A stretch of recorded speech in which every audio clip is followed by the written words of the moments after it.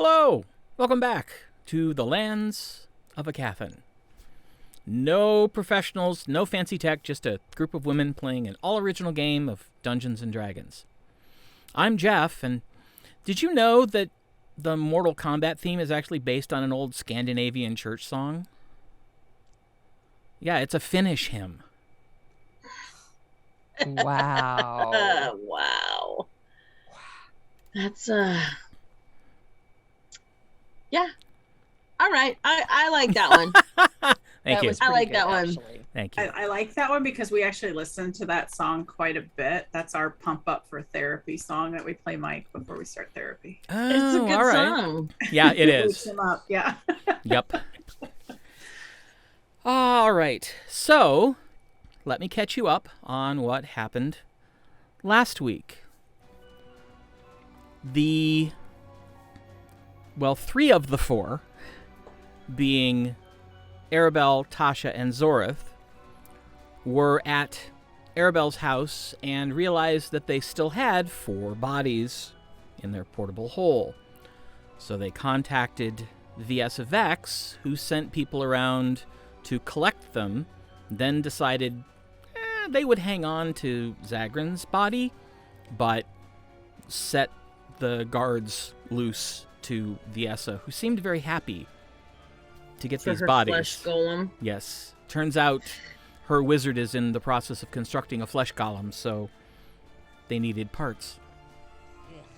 But afterwards, just after the cart carrying the bodies away left, there was another knock at the door, and they met Tosk, who is the half-orc major domo for Gwenlauren's new estate, who informed them that his mistress, Gwenlauren, would like to invite them for dinner. After figuring out that they had a slight conflict in timing, they determined when they were going to show up and made arrangements to do so. They hung around the house, did a few things, some equipment maintenance, and then headed to the newly christened Duneshadow Estate, where they met up with Gwen and unfortunately delivered Athgar's note to her. To say that she was not happy is a drastic understatement, but the 4 reunited, at least for now,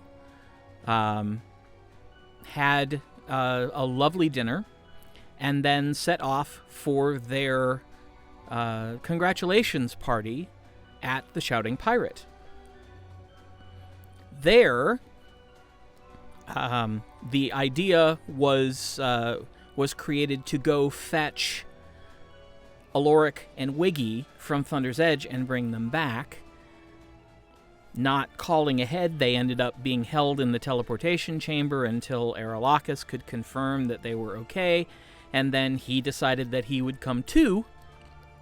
So they went, found Aloric and Wiggy and Jerry-Ann at the Ivory's Wrath. Jerry-Ann agreed to stay and watch over the inn while Aloric and Wiggy and Arelakis returned to Aermagh for the party. And then a good party was had. Captain Warbender showed up with Vines and Nook. Arabelle's parents showed up. Viessa was there. Synchron was hiding on top of a cabinet. He clearly didn't want anything to do with this party.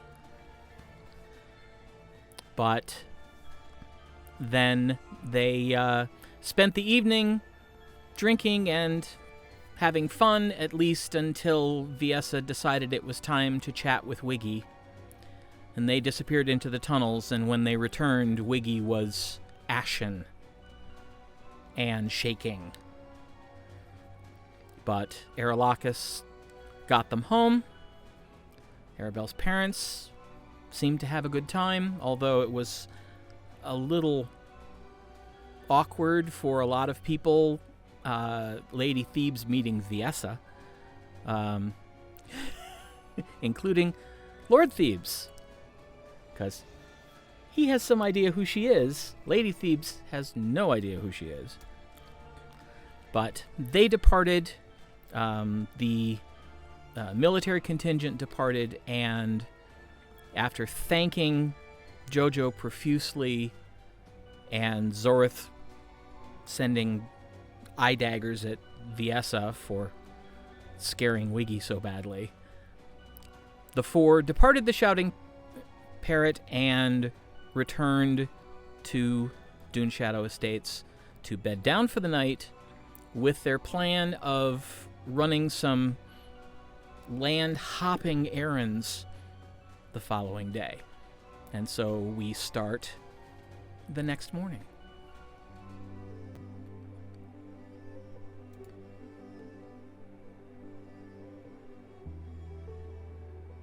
The next morning.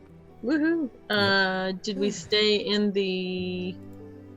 Is it just the four of us? Mm-hmm. We could probably stay in her house and not the mansion. Mm-hmm. That was the plan. I was saying Okay. She had Tosk ready 3 of the guest rooms. Oh, we went to Gwenlauren's house. Yes. we all have enough room there. That's right. I have to add it to my notes. Went to Gwen's house. Cross that out. Estate. Have to get it right, man. It's a house. It's an estate, baby. You got some land to go with your house. No, it's pretty much just the land right around the house. Which is land that the house is on. It's And a it's magical. That Sprinkle is some cool. awesome on that. manor house. Would that be? Yes. Mm-hmm. The manor. Gwen's manor. Duneshadow Manor. Ooh. The house of Duneshadow. Dun dun dun. How about we just go get some breakfast? No, come on. This is way more fun. Duneshadow Manor. I wrote jump it on my out. bed just a little bit. Let's go see what Kaylin has come up with for breakfast today. That Ooh. sounds excellent. That does sound excellent. I bet it's good. So let's just go to the upstairs dining area. That's, you find out where she has set out breakfast. So Wonderful. Is there a different map or is it the same there's no map for the second and third floors since yet? no, there's no map for the second and third floors. We're going to the private dining room. Yes. Since this is for family. Okay. Okay. And as you enter the room, an amazing scent hits your nostrils. And you see on the table, obviously there's a plate of fruit. There's a plate with fresh sliced bread still steaming. There's butter, there's honey, there's fruit preserves. But there are two platters and a sort of a covered bowl. One platter has what looks like kind of like a cheesecake, maybe, except that it's clearly made of egg and frittata. vegetables and meat. It smells very well spiced. There is a platter that contains, you're not sure maybe if there's a technical name for it, but it's basically braided bacon strips. Wow. And then when you uncover the bowl is filled with onion and garlic spiced fried potatoes. Wow. And there is a pot of coffee, a pot of tea, and a carafe of apple juice. And now I'm hungry. Yes. I'm going to dig into the potatoes, the bacon, all of it, the apple juice. I'm going to start loading up a plate. I am too. I look around to see if Kaylin's around so that I can complement the Nope. spread. You don't see her. Wow. Insight check. Is Gwen hungover? Well, let's find out. Gwenlauren, make a Constitution saving throw. Don't forget to add 5. Need to add 5. Mm-hmm. Okay. Let's take a little look here. So 15. Little sandy around the eyes. Little kind of cotton mouth, but otherwise, no. All right, just checking. I wanted to make sure she was okay. You can definitely tell you were drinking the night before, but nothing hurts. Okay.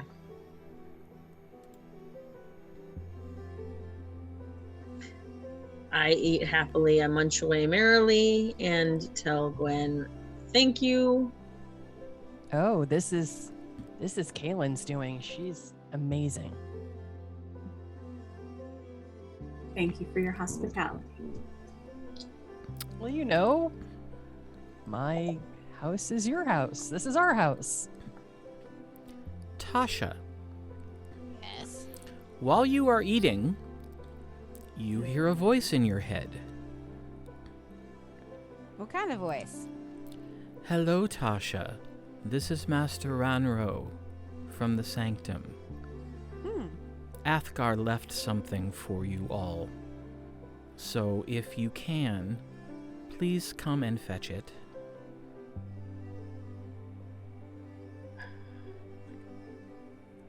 Can I reply? Yeah. As it turns out, we will be coming to the Sanctum, most likely today. We have an artifact. What goddess was that? To return to the Temple of Belmas. We have an artifact to return to the Temple of Belmas. That was actually one of my ancestors. We look forward to seeing you. I wasn't counting, sorry. Yeah, I didn't it count probably was. We look forward to, Yeah. but I wasn't counting either. right. So you see Tasha kind of stop chewing for a second, and then you see the head tilt. What's up? Well, Master Rando. Wranro. Not Master Rando. Ra- It's not the amazing Rando. And it's not Rambo. No. But he had a character named Rando. An that I old- really couldn't stand. Oh. Yes. So anyway. An old swashbuckler. Yeah, it was so, Master Wranro just sent me a message saying that Athgarr left us something at the Sanctum, and I informed him that we were coming to the Her. Sanctum today. I'm sorry, her. Yeah. That we were coming to the Sanctum today anyway.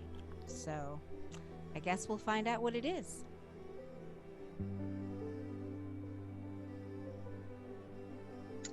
Guess so. Let's get it over with. Yes. Well, breakfast first. I'm and then done. perhaps a shower Or a bath. or a bath. Go to the Yes. Sanctum first and then the tower. Yes, I think that's a good idea. Yeah. So, Once drink everybody more- is ready. I drink more coffee because coffee. I think my clothes are supposed to be ready today. So I'm going to find Tosk and ask if there might be someone who would be able to go fetch them. Okay. Excellent. You find him. He is currently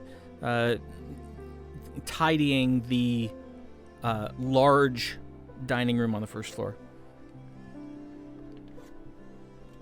Okay, so Tosk, could I ask for a favor? Of course. And good morning, ma'am. Good morning. I ordered some clothing to be made that might be more appropriate, and I wondered, since we're about to leave shortly, if someone might be able to go fetch them. Oh, of course. I'm certain that Geerta would be happy to do that. Who has them? I tell him the name of the gentleman who is making those items, whose name I've forgotten. Yeah, Master. me too. When you say it, I'll recognize it. That doesn't really help, though. I'm sure I had it in my notes, but I'm not seeing it. Anyway, I give him the direction, and Gerda Sorry. knows. Oh. I mentioned his name to Gerda. Sulash. Sulash Vetraman. Yes, And I he said- mentioned his name to her as well. And he says, Oh, yes.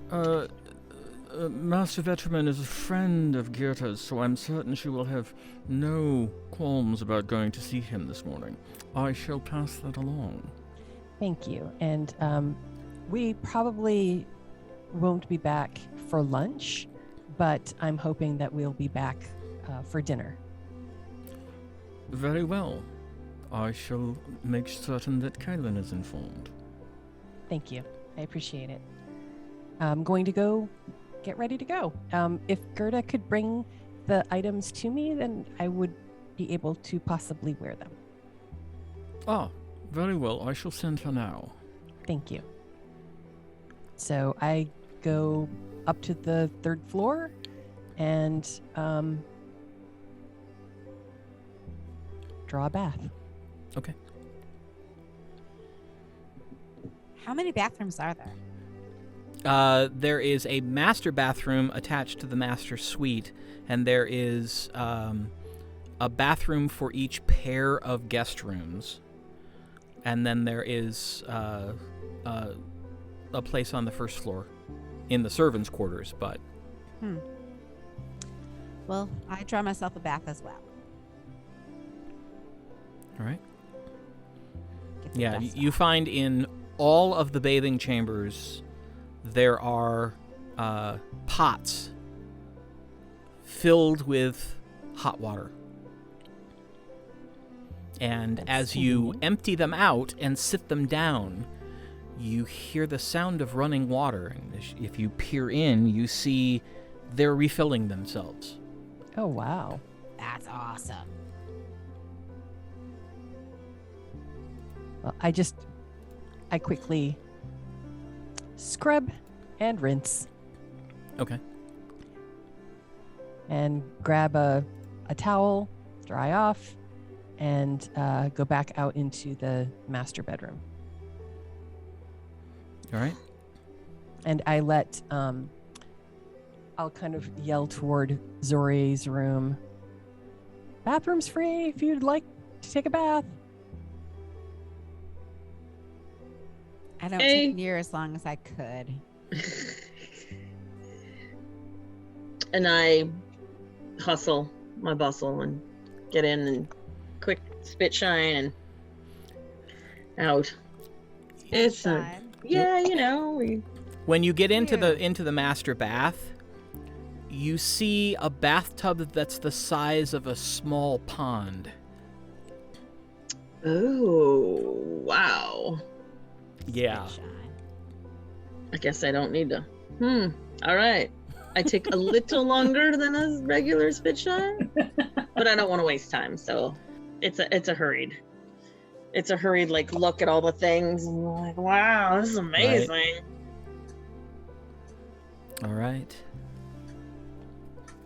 Have my clothes arrived while I was in the bathroom? No, but just about the time that Zorith is coming out, you hear a knock on your door. Come in. You see Geerta come in holding a very, very large, for her, box. Oh, wonderful. Good morning, man. Good morning. Sulash says that he's fairly certain that these will all fit, but if there's anything that isn't quite right, to just swing by, and he'll fix it right then. Wonderful. I'm sure it'll be great. Thank you. Welcome. And I'll She, open the box. she curtsies and heads out. In the box, you find everything that he was still working on. Is it too much for traveling, or is it appropriate for? I guess it depends on if you're expecting trouble. If you are, it would probably be better to wear your normal traveling clothes, because these are very fine clothes.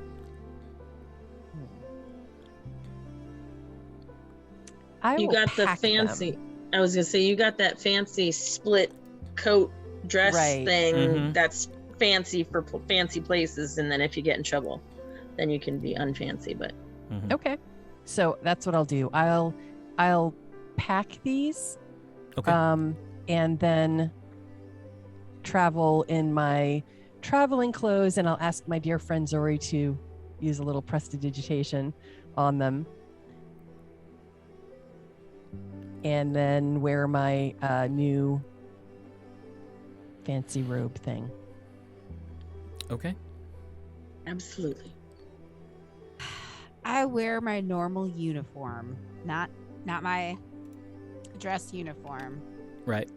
but my average spy-ish uniform. Okay. Because I'm a captain now or something. You are. You are. Rude. Don't require asking for that. And the official liaison between the Aecathan military and the group known as the Four. Well, I was that already. So, Yes, but now it's official. whatevs. Yeah, you realize that a lot of what Lord Bonethane did with his pronouncements was simply codify things that had already been unofficially in place. Yeah, I did notice that.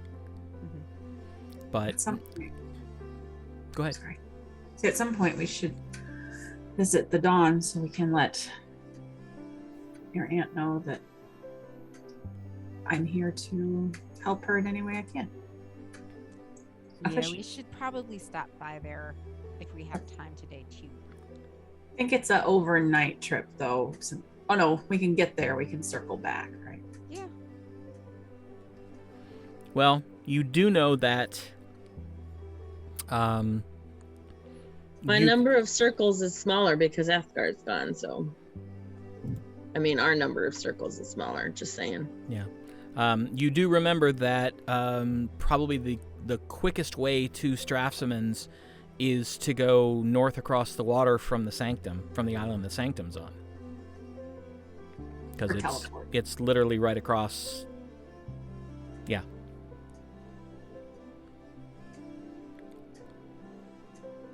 Zori can straight teleport once, right?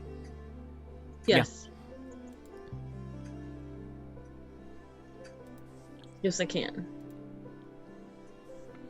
All right. So, finished with breakfast. Finished with our. Yes. Finished with bathing. All right. We are ready to go, I guess. Oh, yeah, okay. Make sure I have all the right stuff attuned for. Oh, yeah. Gotta take off the amulet and proof against detection. Yep. Yeah. Tosk did tell you that a messenger came the night before bringing back Vine's and Nook's amulets. Excellent. Okay. And Erelakis? Yeah, he left his before he left. Okay. And we messaged Athgarr and told him to go. We Mhm. did. Mm-hmm. So we have all of the rest. Alright, shall we make sure I have the box with the weapon for the Temple of Pharaohs? We do. Yep. Probably have to drag it out of the portable hole, but If we're going to open the portable hole, can we take out that scrying thing? And leave it here? Yeah, Good idea. We need to get it fixed anyway. exactly. I was thinking we could get the base repaired while while we're traveling and running errands. Okay, idea. so where do you want this? yeah. I think perhaps if we open the portable hole in my private sitting room on the second floor, Okay, it's sort of my private study. right. So I figured we need to be on the right floor because we're just going to roll it across the floor. Yep. Yep. And is there enough room in her thing on a wall? There is in the hallway. Okay, that's fine. Used to that. So, like right outside the door? Yes. Okay. So right outside the door, I open up the portable hole. We roll it to the edge and roll it over onto the floor and keep on rolling it until I put it where she wants it. Okay. And then I'll go back in and grab the thing that's broken and pull that out and put it right next to it. Okay. As soon as she starts opening the hole, I pull something out of my bag and light some incense. And I'll wave it around. It does smell a little ripe in there. Yeah. We're really gonna have to deal with that. We will today. That's one of our... Well, we've already got it open. Do you want to just take a few minutes and do that now? And I can go and ask Tosk about the Well, we Where- need to go somewhere and We're gonna basically burn incinerate it. the body. I'm going to incinerate it. So Yeah. Oh. The dragon cave. That was our teleport. Yes. yeah. So we can Okay. go dawn another day. Okay.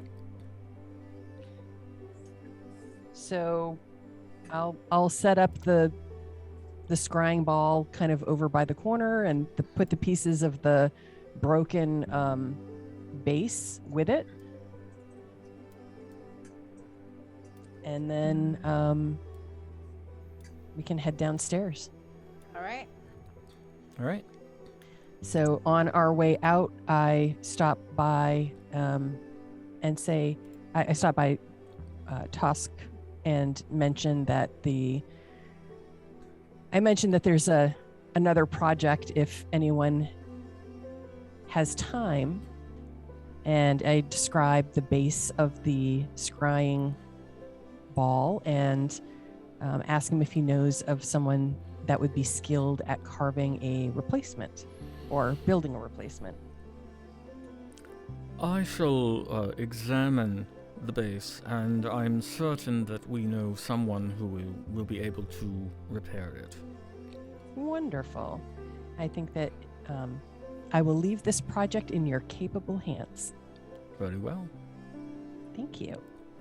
Safe travels, ma'am. Thank you, and we'll see you hopefully this evening for dinner. Tasha, can you message whoever we're supposed to at the sanctum and let them know we are teleporting? The thing is, you don't have to message anybody at the sanctum. Oh, okay. But we can would just know. go. Okay, yeah, we didn't know that. Okay. All right. So, Are we ready?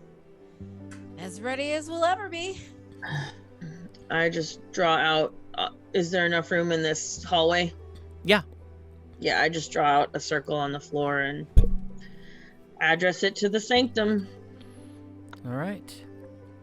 After about 10 minutes, Zorith is ready to inscribe the final rune.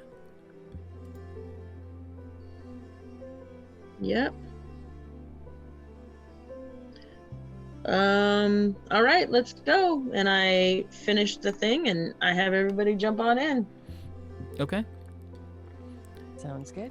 And you vanish in a blinding white light and appear in the basement of the Citadel of Light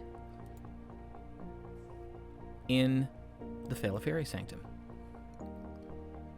Well done. Thanks. 13. Oh, it's in the main. Yes. The sword. Yep. We're headed to the Sword Temple. The Sword Temple. It's the Temple of Balance. All right. Aribell says. Okay. So we go there. Okay. You come up out of the Citadel of Light. The Citadel is empty at the moment.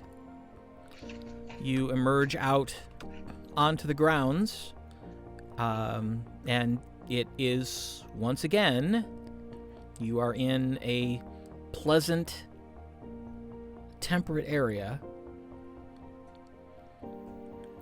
You see a few students dashing here or there, but for the most part, not a lot of people around. You make your way to the Sword Temple. This is one you haven't been in yet. It's constructed entirely of slate gray stone, and there's nothing comforting about this particular temple. Everything is sharp corners and hard edges, and it just looks very militaristic and very formidable. You do notice as you approach that there is thick black smoke rising from several chimneys.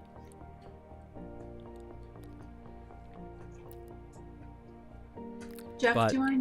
Oh, sorry. Go ahead. Pause. Sorry. Do I know who leads the Balmus Temple? Yes. Yes. It's... I did, but...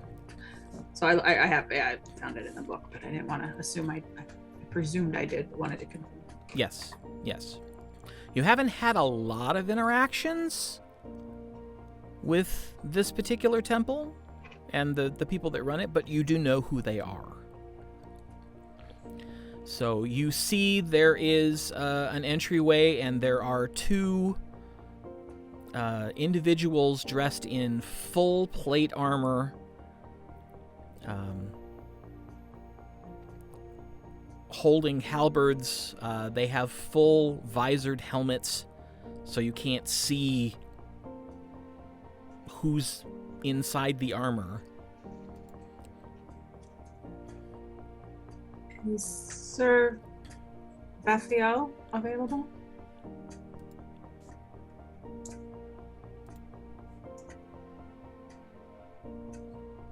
One of the guards just turns slightly, and you hear this hollow voice say, "Enter and find your challenge." Eek. Okay. I enter. Okay. With the item. Okay. You walk in, and you see... You've never seen a sanctuary that looks like a barracks before, but now you have. At the far end, there's a very dangerous-looking altar. It looks like the edges are shaped to represent all the different weapons used in combat. So it's very irregular, and even though it appears to be made of stone, it looks sharp enough that it might cut someone if they touched it the wrong way. And you see someone in gray robes with a long sword strapped to the belt they're wearing, carrying books to sit them out on the benches. Otherwise, there doesn't seem to be anybody here. continue in. All right. The person putting the books out notices you, doesn't notice you. Looks up, sees you, kind of stops, and you see someone probably mid-30s. You can see brown hair, brown beard just starting to go a little gray right in the middle of the lower lip. Looks up.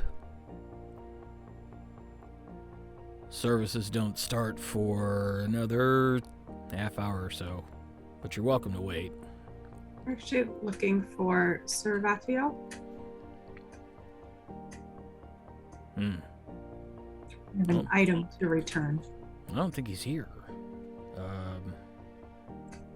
If you want, I can go find out. That would be That would great. be good. And if I find him, who should I say is here? The 4? The who? My name is Tasha Greenvale. I have something that belonged to my great-grandmother, who was a paladin of Balmus. Oh. Okay. Hang on.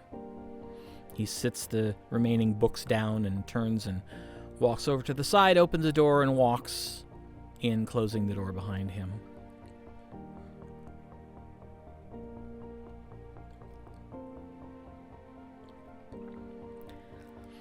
You wait for a couple minutes, and then the door opens, and you see a dark-skinned woman, probably just under 6 feet.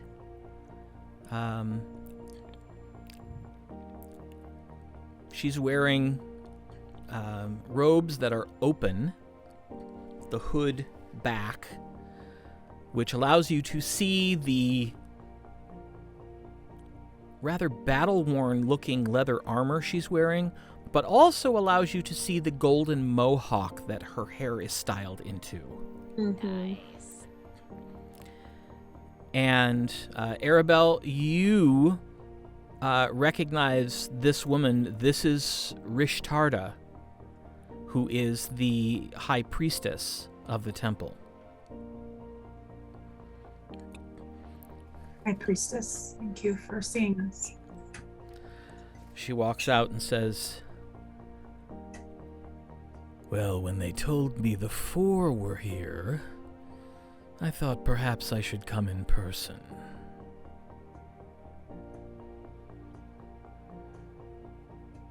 I present to you this weapon that once belonged to a paladin of Balmus. She kind of cocks her head a little bit, but takes the box, walks over to a bench, sits it down, opens it up, All right. and says, "Ball knocker."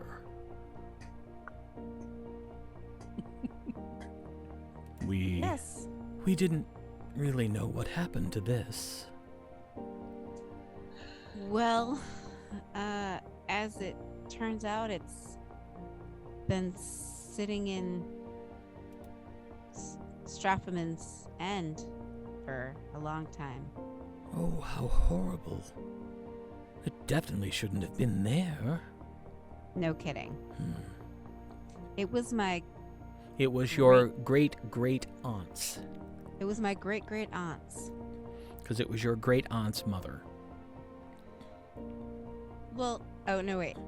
So my great Oh, yeah, okay, so that would be your great-great-grandmother. Sorry. Uh-huh. It was my great-great-grandmother's. Then you're a Strafsoman. Sort of. I don't know if... Oh, go ahead. Word has reached us that The city is under new management. Oh, yes, I know. I helped. We all did. Well done. So the new management is my great aunt, and she is the one who gave me this weapon to return to you. A promising new beginning for Strafsoman's dawn. Yes, thank you. Well, we, I speak on behalf of the entire temple, are very grateful to have this weapon back in our possession. So please tell your great aunt that we are beholden to her, and we appreciate her thoughtfulness in sending this weapon back to us. And should she ever need the assistance of the disciples of Balmus, we owe her one. I will tell her. She will be honored, as am I. This is a lovely temple. I've never been here before. Were you not educated here? I only tested. Ah, I see.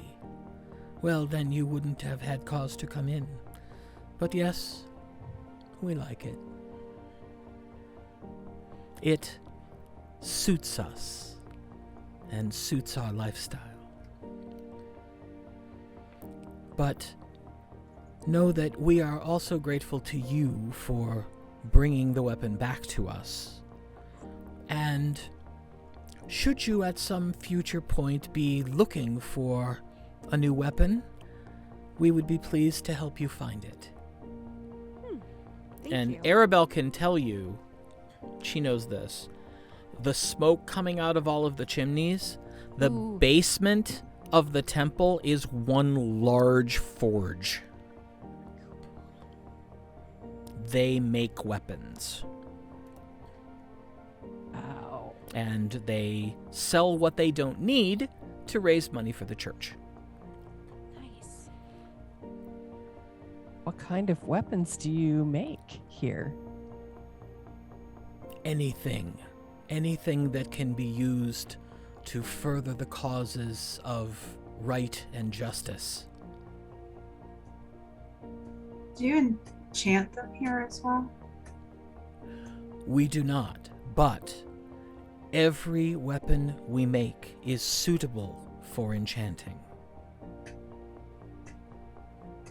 We have only the highest standards. I've heard of holy weapons. Do you know how one could have another extremely rare, but is that something that can be made? It requires both a cleric and an arcanist working in tandem. That is one of the reasons why they are as rare as they are, but it can be done. We have, in the past, sent out to the tower to request an arcanist come here and work with one temple or another to create such a weapon.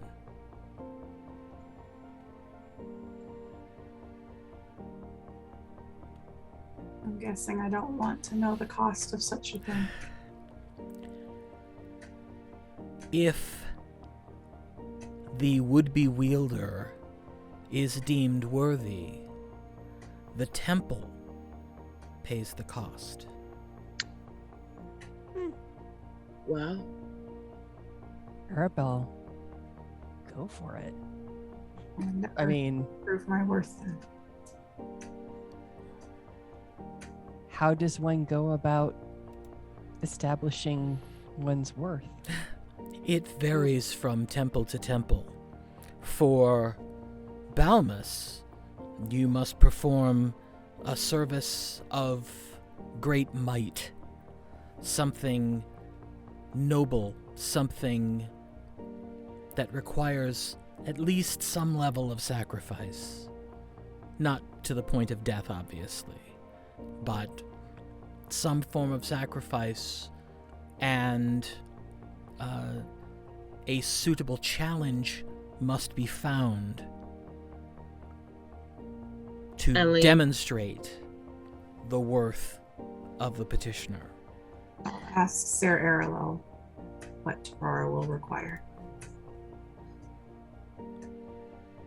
I know of Ser Erelo. She is formidable. She would make an excellent paladin of Balmus, although I don't think you need tell her that. I'm not sure she would see it as the compliment I do. She was much more formidable during my trials than... Well, no, I think I'd still find her just as formidable now. Likely. But she will know. She will be able to judge worthiness, and if she finds you worthy, assign you an appropriate task. Thank you. You're Appreciate welcome. the information. Happy to provide it. We need more noble, holy warriors in the world. So anything I can do to help further that, it pleases me, and I hope it pleases Balmus.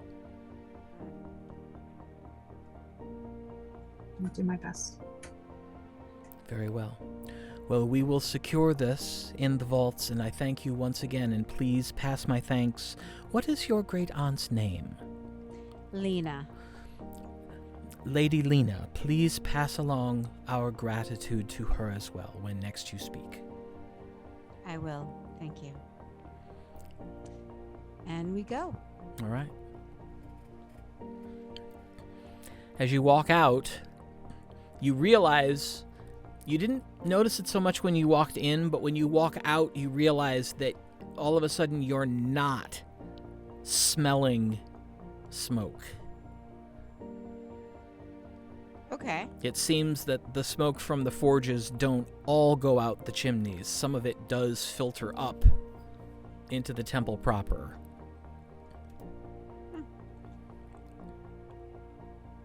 I think we have just a few minutes to stop by the temple. Yeah. Yeah, you have to see Master Wranro too, don't forget. Yes. Oh, right. Yeah, so where would you like to go next? So that's- Torora. I think Wranro will be on the way, right? The artist temple. Oh, yeah. Okay. Well, then we were stopped there. All right. You walk into the artist temple, and as beautiful as it is, and you've seen it before, it seems even more so in contrast to where you just were.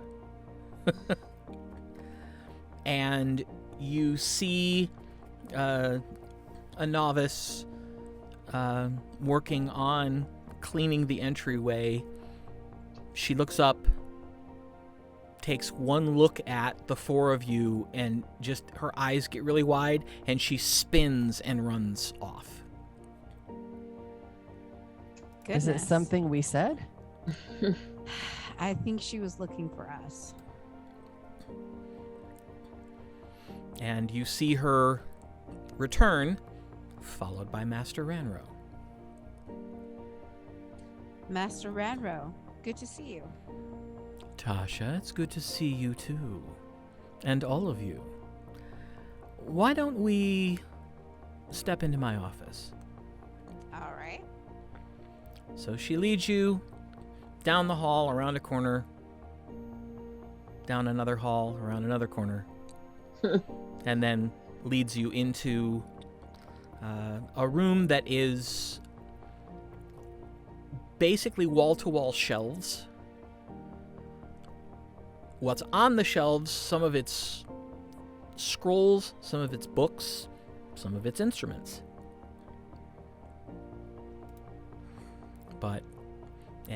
She sits down behind her desk and motions for the four of you to sit. There are 4 chairs. It's a little crowded. I'll stand. You get the sense that there probably aren't normally 4 chairs here. But she says, "First, I wanted to congratulate you on your success in Strafsoman's Dawn. That was a mighty undertaking. And the fact that the city is now beginning to heal and once again beginning to find relevance in art, in beauty, in comfort, that can't be appreciated enough, at least by those of us here. Bards have not been welcome within that city for years because they didn't want to hear the truths of the rest of the nation. They wanted to keep their own stories circulating. But I have already received word that at least 2 bards have been welcomed into the city and are performing. Granted, they have had to deal with some hostility, but they went in prepared for that. And the education of Strafsoman's Dawn has begun. That's wonderful. Now, and feel free to tell me that this is none of my business, because it may not be. Uh-oh. What happened between you all and Athgarr? It's complicated. I got that sense from him. He needed to be on his own for a while. He needs to gather some wisdom and maturity for his years. Well, I won't argue there. That's very true. For a He's while. an idiot. We don't need him. We don't need him around.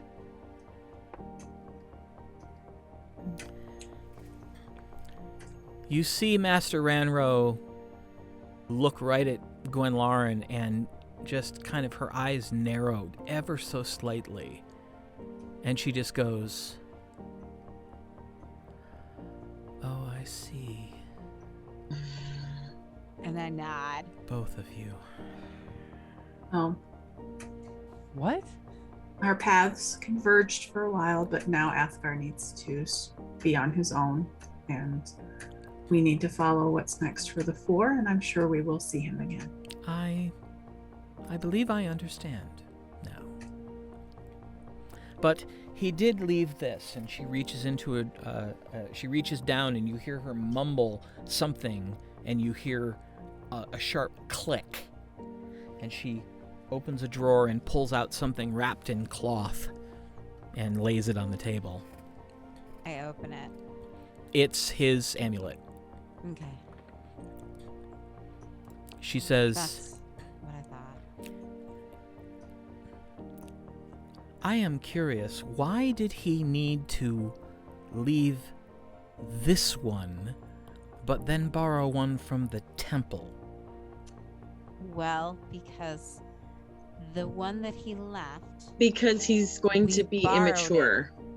the one that he left, we borrowed from the tower, Oh, I see. and we have to return That it. would make sense.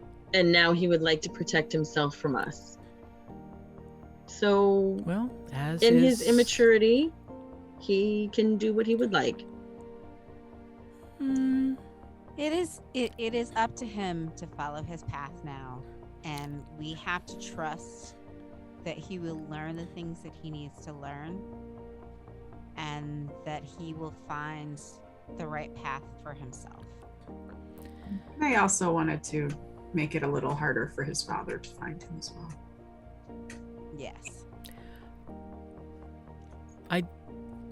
I don't believe I'm betraying a confidence in relating to you that I did get the sense that he was seeking a different path, but he was also seeking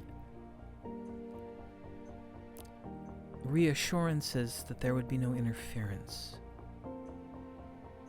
Interference with what?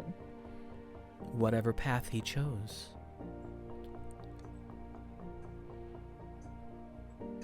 That's fair. You mean interference from us? Perhaps, From anyone. Perhaps from his father. Perhaps from someone else. So he borrowed something so that he couldn't be found? He borrowed an amulet identical to this, but one that came from the temple stores. Along with a couple other items. I told will you not be so. able to scribe for him. I told you so. I told you that he was going to cut me out of his life, and he has. I think that you're being a little more final than he is. This is pretty final. I mean, this is him making the choice to go away so that I can't find him, which is exactly what he threatened to do when he gave me that ultimatum. It just He means has absolutely done it. we can't scry on him. It doesn't mean we can't message him. It doesn't mean he couldn't talk to us if we needed help. What part of his ultimatum has he not yet fulfilled?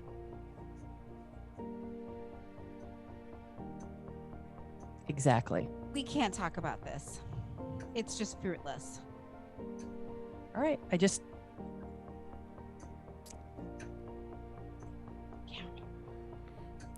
You want Athgarr to grow up, Gwen. This is what he's trying to do. No, I wanted him to not cut me out of his life. Maybe he needs to right now. And so That that's doesn't fine. mean it's forever. I am curious. You seem to suggest that he made this decision deliberately to separate himself from the four of you. What Yes. happened?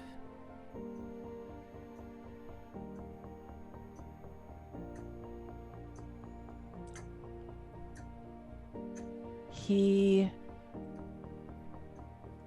didn't like it that I tried to protect him in battle. And so followed through on an ultimatum he gave me in the past, saying that he would leave and leave me no way to contact him. Basically, unless I did as he wanted. Well, forgive me, but based on what Tasha just said, that's not what he's done. Because you can still use sending to contact him. So you have a way to contact him. None of His us. ultimatum was that he would leave and I would never know where he was, what he was doing. I would have no way of knowing what was going on. That he would no longer contact me, and that I would be left wondering if he was safe or not. And that's exactly where I am. Well, he must have had a reason. I'm sure he did. So you don't know what his reason was. He didn't see fit to tell me. That doesn't mean you don't know.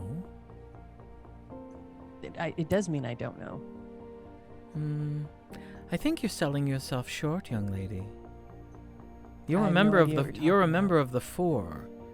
That means that you and your comrades are unusually perceptive. I think perhaps you may know. Perhaps you don't realize that you know. But you'll figure it out. Are you trying to speak in riddles? Is your goal to confuse me and annoy me? Because you're totally succeeding. I apologize. And now I begin to understand a bit more why he left. So we appreciate you holding on to the items till we got here. No, of course. It It was very kind. We do need to return them to the temple.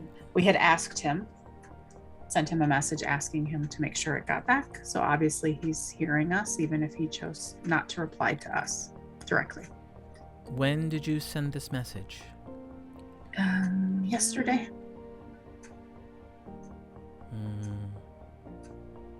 When yesterday?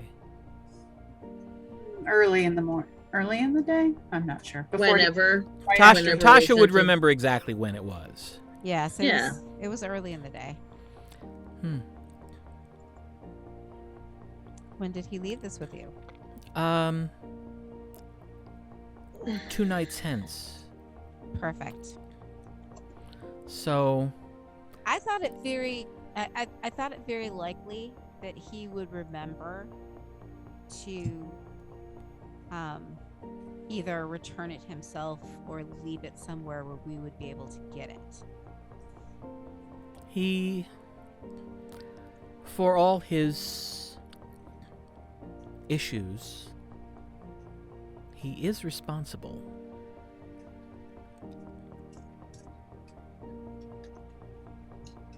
I mean, I don't know. Assumably.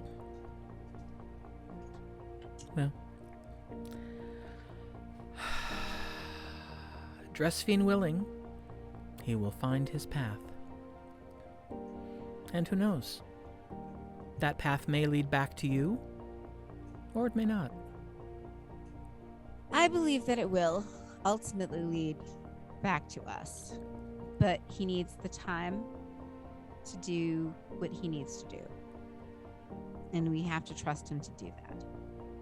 He can do whatever it is that he needs to do, but there's no guarantee that I'll have anything to do with him when he comes back. You know, the person that can just pick up and walk away and cut you out of their life like that, why would you want a person like that around? You are young yet. You may not have experienced a situation where, for your sanity, you literally have to cut your losses and go elsewhere.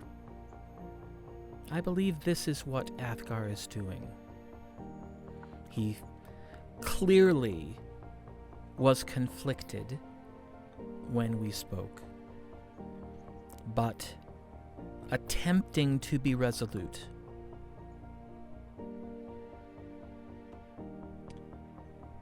He didn't even do me the courtesy of telling me himself. I left you a note. Perhaps he felt unable. Perhaps he feared that he would not have the strength or the courage to follow such a path, were he to actually have to speak the words in person.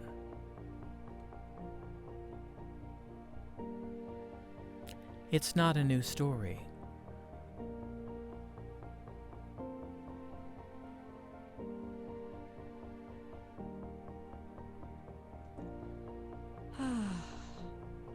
All right, well, we've all got more things to do today. Of course. But thank you very much. It's my honor to be of assistance. And Tasha, remember, if you need assistance from the temple, you can ask. You are one of us. I certainly will. Thank you. I wish you well in your travels. I bow. Let's go, friends. We still need to go to the sanctum. All right. And I get up and I walk out the door. Well, you know how to get out, so. All right. So, as you leave the Temple of Dressfiend, You walk out and realize that it must be between classes because there are students everywhere. We just try to walk through them. All right. And where are you We're headed? gonna go see Torora, right? We're gonna go to the Temple of Torora. Yeah. Yes. Okay. All right. Well, you make your way across campus to the Temple of Torora. For Aribell, anyway, walking through those doors is almost like walking into a cool space out of a hot sun. It's that sense of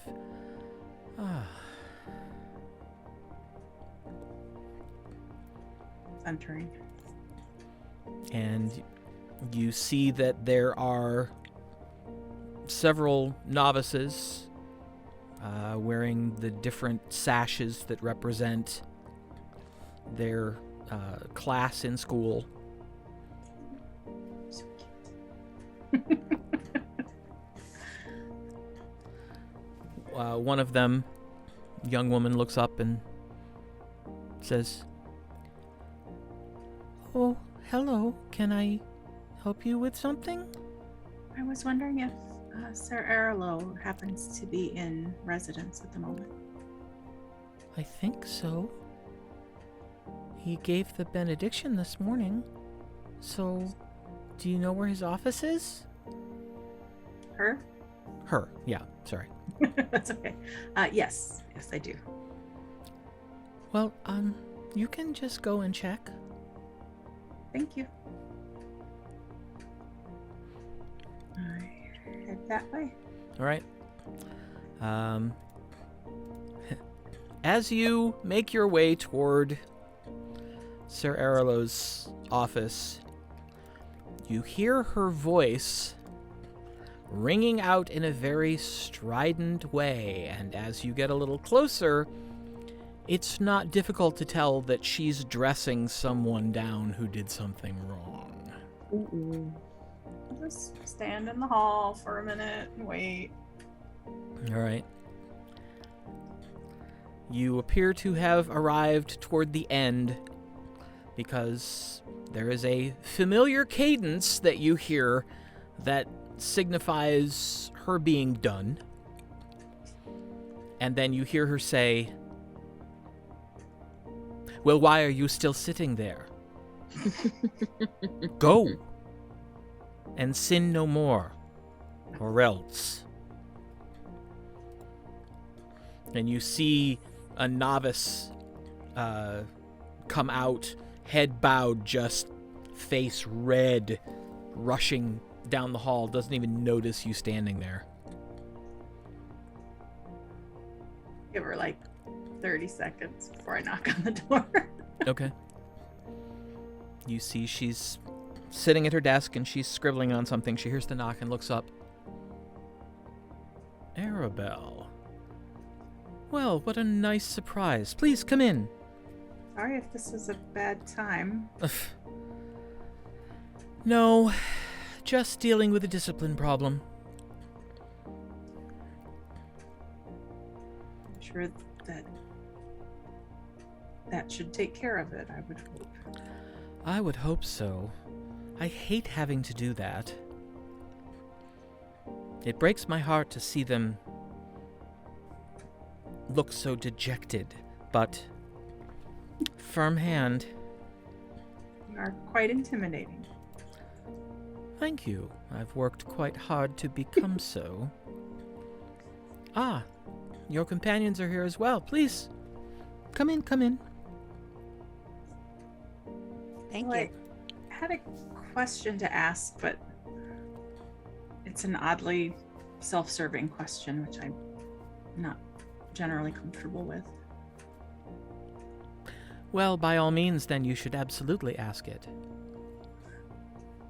So I have been wondering about a new weapon for some time. Ah.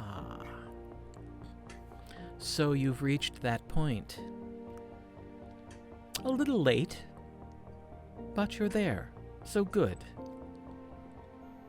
And I'm aware that there's some holy weapons that exist. There are. And wondered if, when you think I'm worthy of one, if that is something. Well, as I say, it's a little past when I thought we'd be having this conversation. Well, I was fortunate to come across, and I point to my crossbrand longsword, this in my travels, and it's done me well. And what is the enchantment on that, if I can ask? It's a frostbrand. Oh. Well, yes, I suppose that would have come in quite handy. So, But you're inquiring about an avenging sword. yes. Well, the possibility exists. We would have to summon a conclave and have that sort of formal discussion. But given that myself and Father Dilbiss are part of that conclave, I don't foresee that there would be much of an issue. So, let me say, pending that approval, it just so happens that I have something I need someone to do. Well, that's lucky for both of us. Well, I wouldn't say lucky, because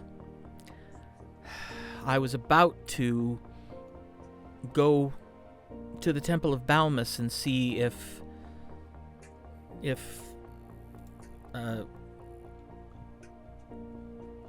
yeah, I can remember the name. I just had it. We just came from there. Yeah, this is Jeff who can't remember. Yeah. I was going to speak with Rish and see if she could loan me a couple people to join a couple of our more promising students.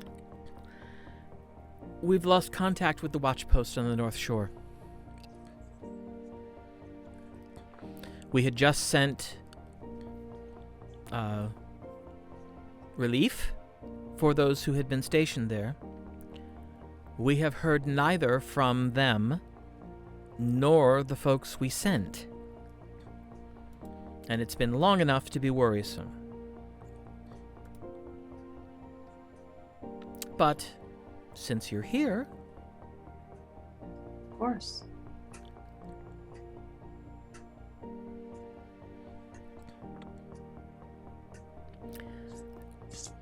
I've been getting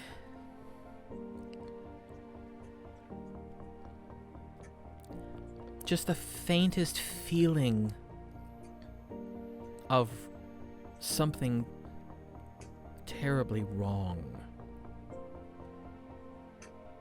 But a thing. Something terribly wrong. There at the tower? Or? Somewhere on the island. But given the lack of communication and the fact that no one has seen those who were posted nor their relief, combined with that sense, I believe them to be related. I look back at the others. I think we can pause our travels to help. Yes. Absolutely. Now, in the World Atlas, Mm-hmm. where is it that we're going? Where? It's number 22 on the Faelefiri Sanctum map. Oh, in the Faelefiri Sanctum map. Yes. Oh, the North Tower of this place. Yes. Oh, that's not that far. It's up near where we met the dragon and stuff. It is, and Mhm. so I thought it was back. I got you. North Shore. North Shore is right there. Mm-hmm. Yeah. Got it. Yeah, so it's maybe half an hour, 45 minutes through the woods. Okay. We'll leave at once.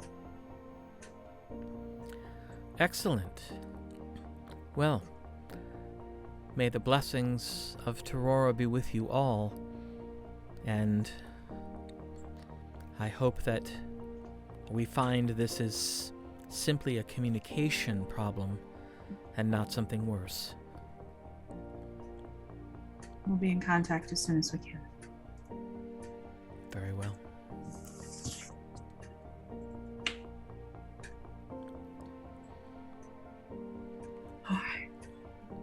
All right. Well, we walk out of there. Yep. Okay. What next? I mean, how do we go about this? Well, Start walking through the woods. yeah, head that way. Have I been there? We've not been there, right? No, you've not actually been to the Watchpost. Okay. No, but we've been You- to the shore. You've been to the shore, but you were somewhat east of the Watchpost. Got it. Now, Aribell's been to the Watchpost before. She can't make my brain for me. Yeah, when she was here, she was posted there a time or she two. can't. She can't brain my teleport for me. Right. Well, Well, It's 20 minutes. I don't think we need Yeah. to tell. it's like half an hour, 45 minutes tops. Okay. So, All right. Okay. you head off into the woods, and you travel for about 35 minutes, maybe 40 minutes. And Aribell, I need you to make a religion check.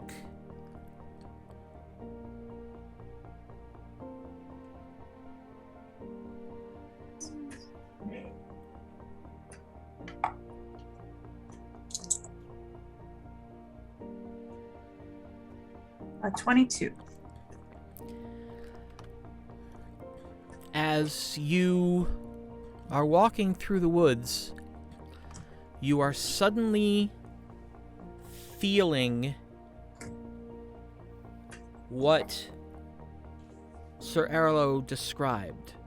This incredible sense of wrongness Uh-oh. coming from somewhere ahead. Something's not right. Can I sense it too? No.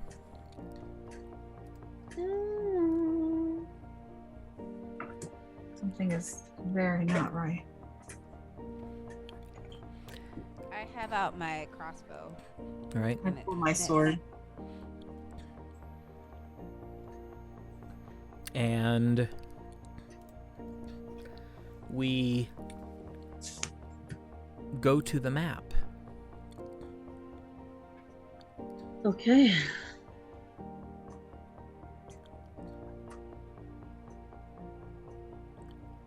Okay. Which direction is the... Is it dark? No, Oh, okay. no, it's just that it's relatively thick forest and it's a cloudy day, so it's not bright to begin with. And that's as far as you can see easily at the moment. We are using the Fog of War feature, so Right. as you move, more will be revealed. Maybe then. Which direction is it? This way? It's sort of northwest, So over here? kind of in between those two. Okay. I just want to know which way to move as we move. Yeah, the wrongness is sort of like this way.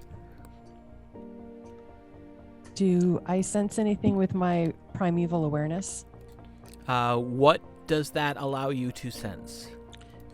It allows me to sense aberrations, celestials, dragons, elementals, fae, fiends, and undead. Yes. You are able to sense something. Okay. It feels a little bit like an aberration, but it's clearly something else. But it's something that, nonetheless, your primeval awareness seems to be picking up on. So I tell the others this. That's what I'm feeling too. We Do should you want go. me to scout ahead? I think we should just go. Yeah, Okay. I think we're best prepared. Everybody's got their correct weapons out and stuff, so. All right.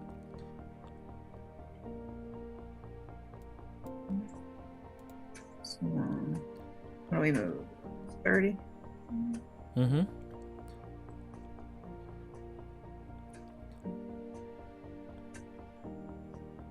This is crazy cool. Look at us moving. Dun dun dun. Tasha, you're getting left in the dark. Oh, sorry.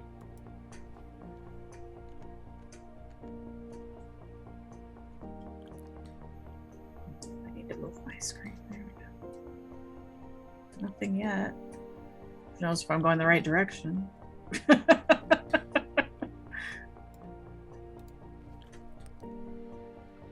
Does it feel like we're headed the right way?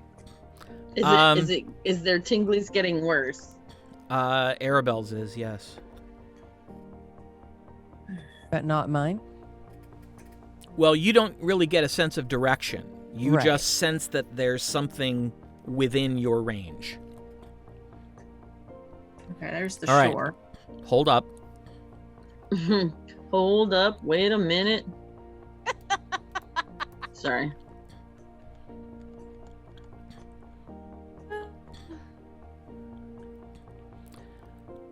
All right.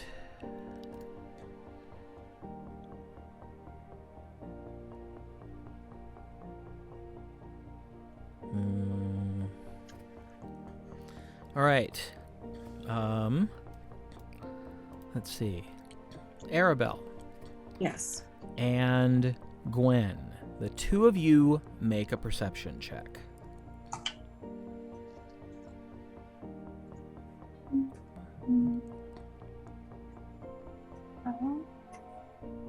That would be a 27. And what did you get, Aribell? 29. 29. You have slowed because you know you're getting close. And you're both kind of looking around. And you see something. You're not quite sure what. It's very hard to see. Moving towards you from under one of the trees. And now we need to roll initiative.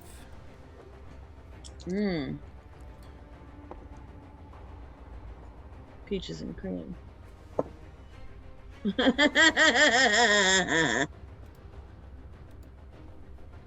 I don't know why I roll for initiative. I should just be like, I'll go last.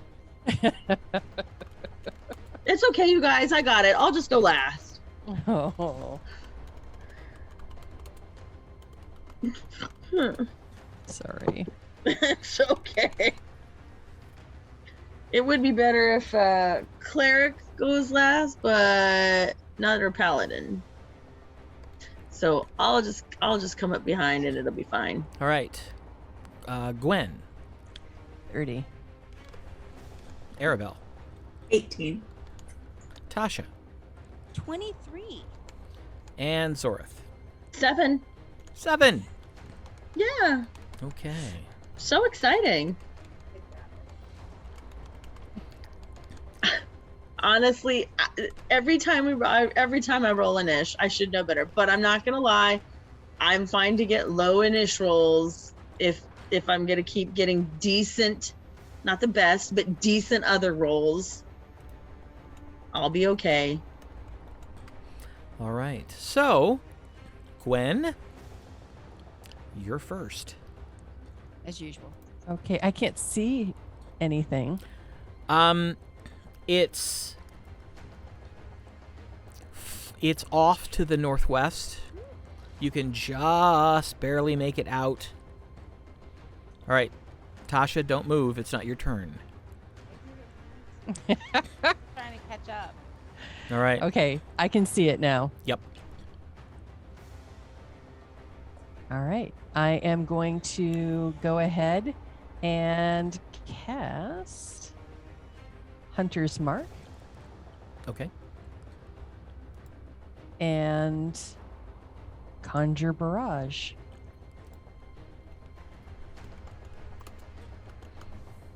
Okay. So I'll just toss an arrow into the air and And is that Let a 'em- you roll to hit or they get a save? they get a save Okay. of Dex of 18. Okay. And if they make the save, it's half damage? Yes. Okay. Well, go ahead and roll the damage. And this should be for each creature in a 60-foot cone. There's only one. Okay, that's all I could see, but I didn't know if maybe there were more that I couldn't. All right, so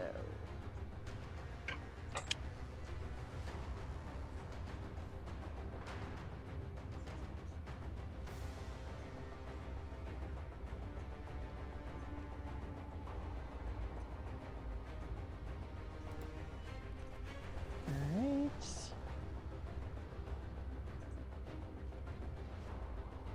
Rolling.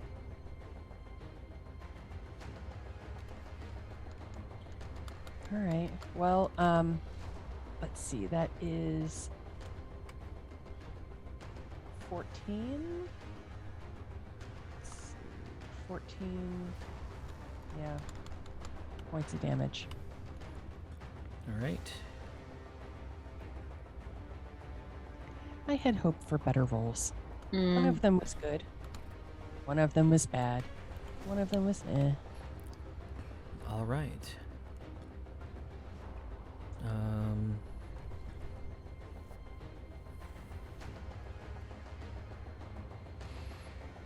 Hmm. Oh wait, you know what? I forgot. The Hunter's Mark does. Aha, one yes. mm. I forgot that part. So hang on. I was like, gosh, that seems awfully low. So add 3. Okay. Ooh. I know, hey, but sometimes 3 points is the difference. Mm-hmm. All right. Can I see what it is? Can you see it on your screen? No. Then you can't see it yet. Okay, well, I don't know where you are on the screen because I could see you and now you're gone. Who, Yep. me? Yeah, you. Yep. So you were on the screen. I'm right here. Okay. Well, yeah. You are just like speedy. All right. Now, it is the creature's turn. Ah, boo. And as you get closer, you see that as the creature sort of comes out from under the tree, this is something that's well over 14 feet in height. Ooh. Probably weighs upwards of 400 pounds. It looks like a squid from the waist down. And the tentacles below the waist are propelling it at a decent speed. From the waist up, however, it resembles a thick, bald, beardless, pearl-colored dwarf The hell? with 4 tentacles sprouting from its body where its arms should be. Its eyes are pupilless, solid black. It has 2 slits in its face where its nose would be, and an extremely wide mouth with wicked fangs sprouting from it, going in several different directions. And all around it on the ground is this roiling black vapor. Ugh. And it turns its head to look at Gwenlaren. Ruh-roh. And the tentacles flick. Is it, what color is it? White. Pearl colored. White. Yeah, One of our creepy white things. Uh-huh. could very well be. Shoot. You and your HP Lovecraft, I swear. Thank you. It rolls a 20. Does that hit you? Okay. Then a 22 will hit, Yep. and a 28 will hit. Oh boy. Yep. All right. That's a lot of hits. Yeah. This is a nasty thing. So, you are impaled by 3 black spikes. Ow. The first one does 8 points of piercing damage and 14 points of necrotic damage. Wait a minute. Something about necrotic damage. I have resistance to necrotic. Then you only Damage. take 7 points of necrotic damage. Yay. So that's the first spike. Hmm. The second spike is 9 points of piercing damage and 7 points of necrotic, so you take 3 points of necrotic. And the third spike is 14 points of piercing damage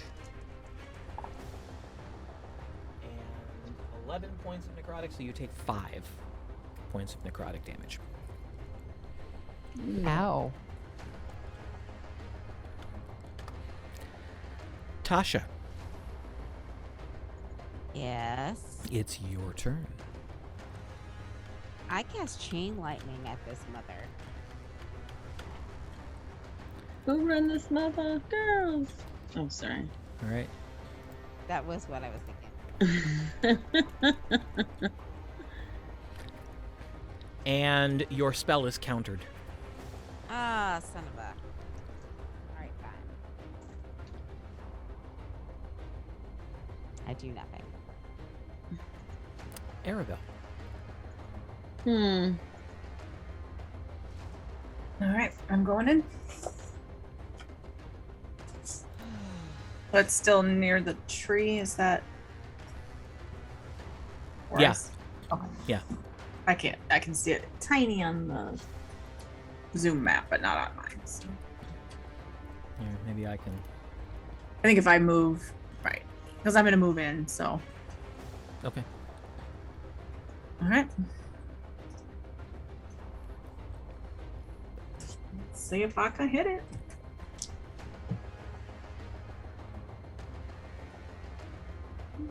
It's a 22 hit. Yes.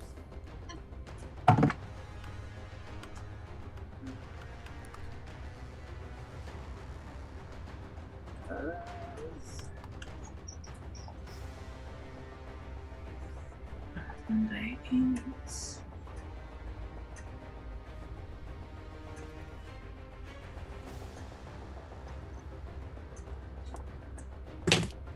Ooh, And I use some smites.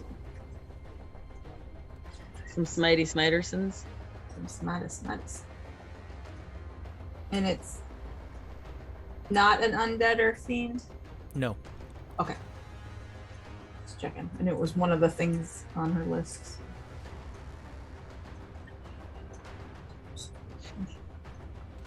Do a second level spell, so that's gonna be 290. Regular. Do you need any types of damage separate?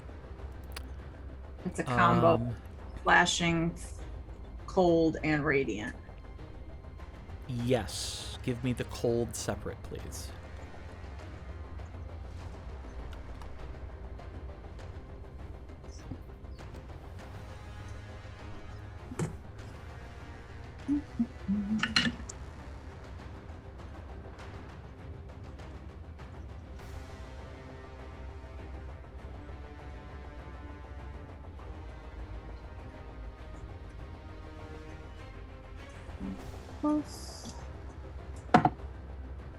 So the cold is 3 Okay. points, and then everything else is 24.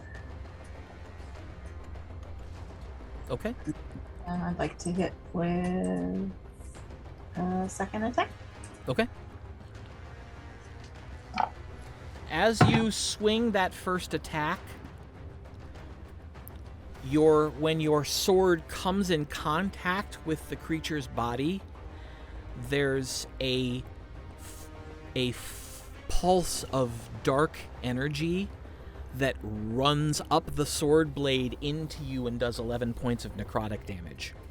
Ooh. This thing's nasty. Mm-hmm. Okay. So 11. Yes. Mm-hmm.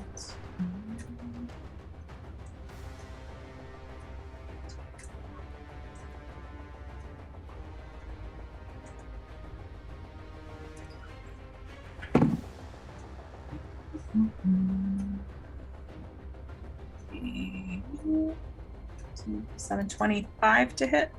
That will hit. Cold is 3 again.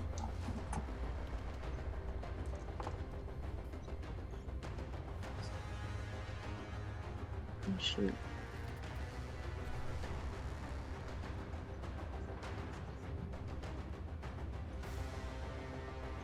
And 26 points from the other. Okay. All right, Zorith. I take damage again. Yes, 7 points.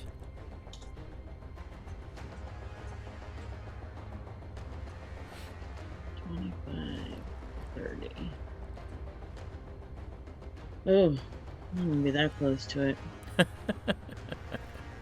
Is that a tree I can be under, or is that a bush? That is a tree. Okay. I am going to, with the Staff of Frost, I'm going to do a cone of cold so that it doesn't get Aribell. Okay. That's kind of why I moved to where I was.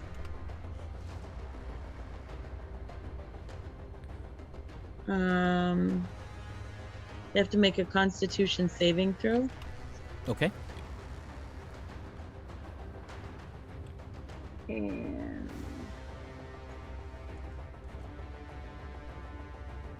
I think that's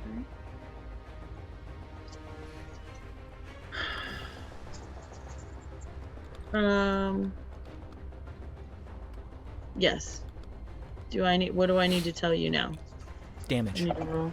Yeah, just damage. Okay.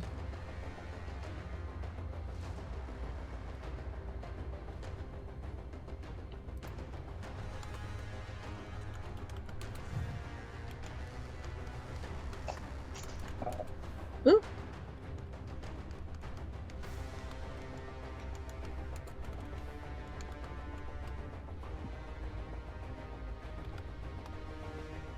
Okay, please hold. Holding. Thank you. Sorry. No, it's fine. Gives me a chance to have a drink. 38 points of damage.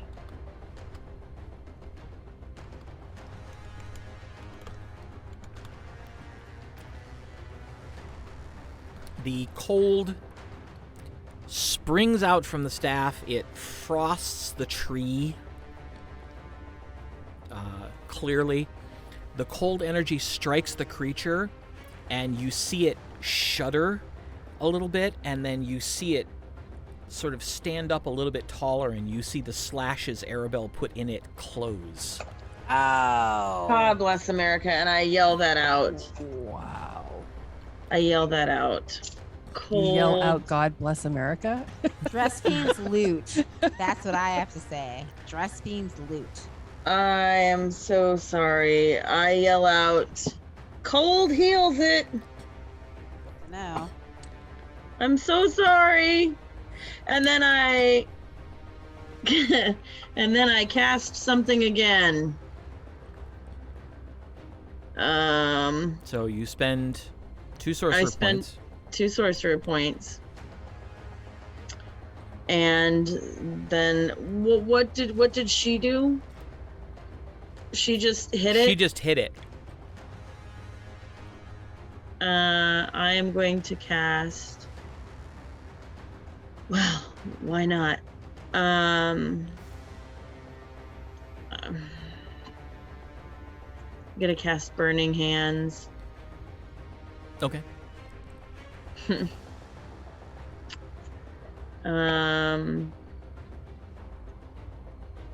At what level? Hold on. Yeah, burning hands because I already said it. 4th level. Okay. And they need to make a dex save. Versus A 17.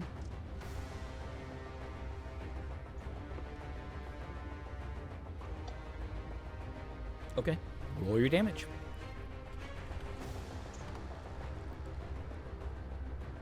I know I have one more die somewhere. But this, I can find 5 dumb things.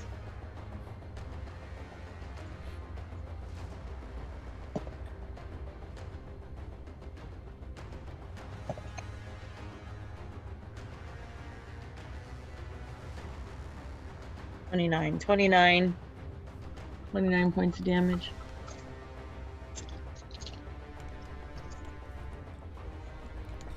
All right. You place your fingers, thumbs touching, and a fan of flames spring out from your hands, catching the creature, and it canes as its Fireworks! skin crisps, and it would have set the tree on fire, but the tree's covered in frost, so it just melts the frost off the tree. Fireworks! And we are back to Gwenlaren. Okay. Okay. I am going to. So I still have the Hunter's Mark up, Correct? and I'm going to cast Lightning Arrow at 4th level. Okay. All right. I spent my frost out of the staff itself, not my spell points. Sorry. Okay. Gwenlaren, before you finish that, I need you to make a charisma saving throw, please. Charisma saving throw. Does she get? Rude. Oh, it's trying to charm you. I have advantage against being charmed. It's not charm. Okay. You said charisma, Mm-hmm. so that is a 21. Okay. Okay. Okay. You never get to make charisma saving throws. I know. Great. Luckily, I'm okay in charisma. It's my highest one. It may be mine. It's up there.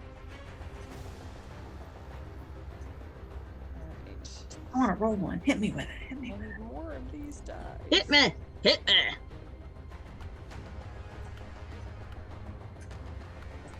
That'll have to do.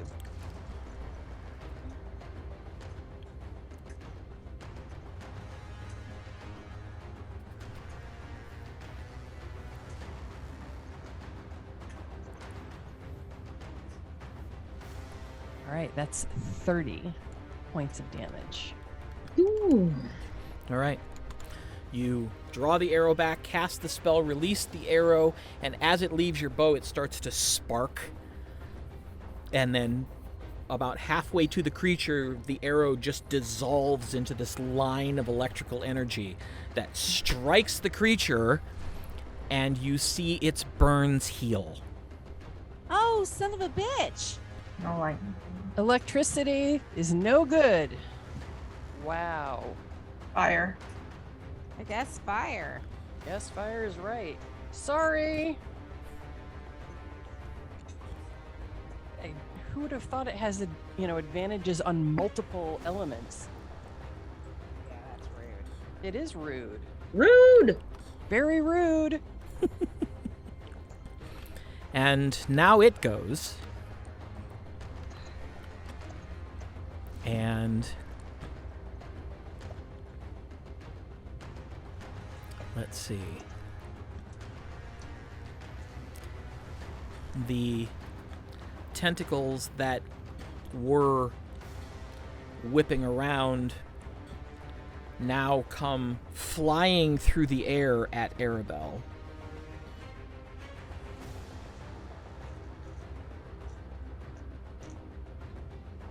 She has a shield. Boom. She uses it because she's awesome.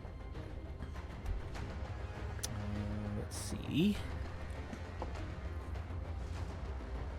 It misses the first one. Yeah, because she has a 'Cause- shield and well, she's awesome. Because it rolled a 2. Because I'm awesome. Yeah, exactly, because she has a shield and she's awesome. Will a 19 hit you? Yes. Okay. Then you take 27 points of slashing damage. And I'm guessing a 15 will not hit you. It will not. Then only one of the tentacle swipes hit. Okay. All right, Tasha. Cast fireball. Okay, Aribell is in melee with it. Oh. Okay, I don't- I'm resistant to fire, if that matters.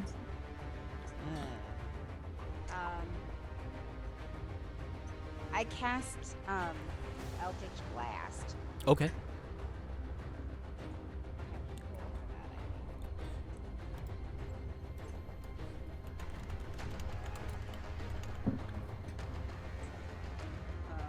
Does 29 hit? Yes. Good. Okay. Eldritch Blast is force. Okay. Uh-huh. And 24 hit? Yes. It will. And so 25 will hit too. Yes. Okay.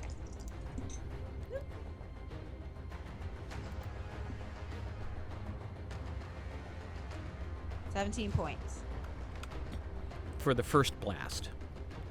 No, that's for all three. Oh, that's for all three? It's 10 apiece.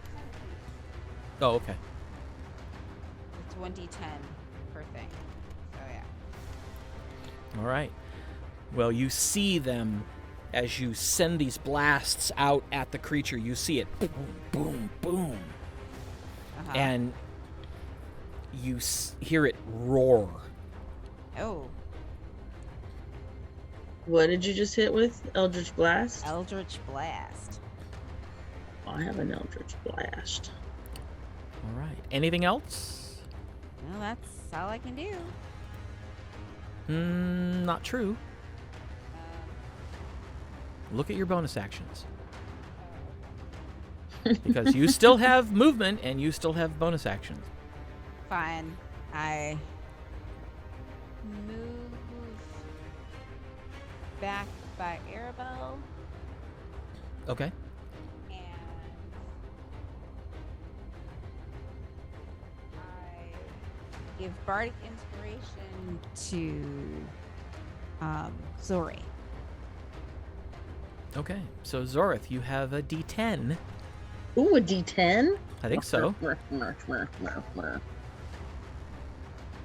It's a D10 at your level, right? Yeah, Yep. it's D10. Wow. All right. And is that to hit, or is that damage, or is that whatever I want? That's You can use it for an attack roll. You can use it for a saving throw. Yeah. You can use it for an ability check. yeah. Oh. So Okay. attack, save, or any skills. Okay. All right. Aribell. Hit. I'm going to drop my weapon Okay. and pull my other, which I believe you can do as a free or bonus. You can do it as a bonus action, yeah. So I'm going to pull my not cold sword. And I will attack with that. Okay. Or other magics. 21. Hits. Okay.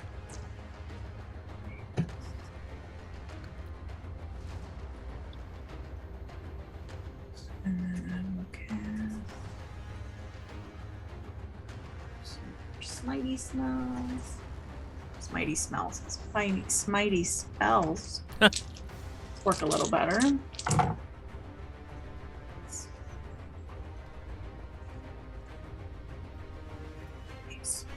Ooh. And hit him for 35 points with the first hit. Ow. Thank goodness. And a natural 20. Ooh. Well, at least we won't be undoing it on purpose this Right. time. Right. Potentially accidentally, but at least not on purpose. My smite says anytime I hit, so. Alright, so I'm gonna roll the dice twice, right? Yep. So I get 2, 8, 14.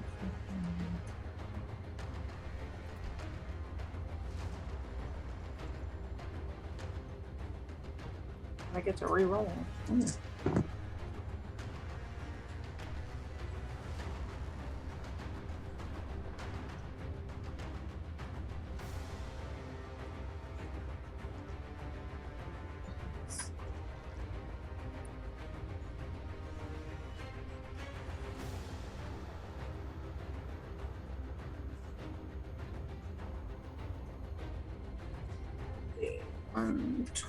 The plus once.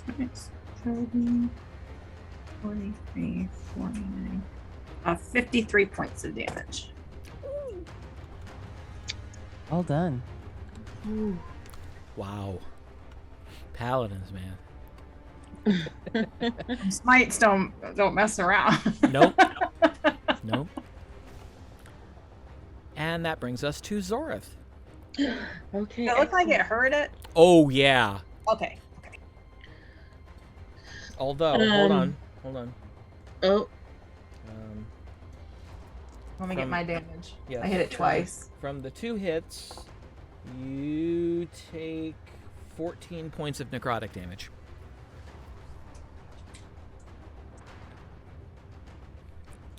Okay, Zorith.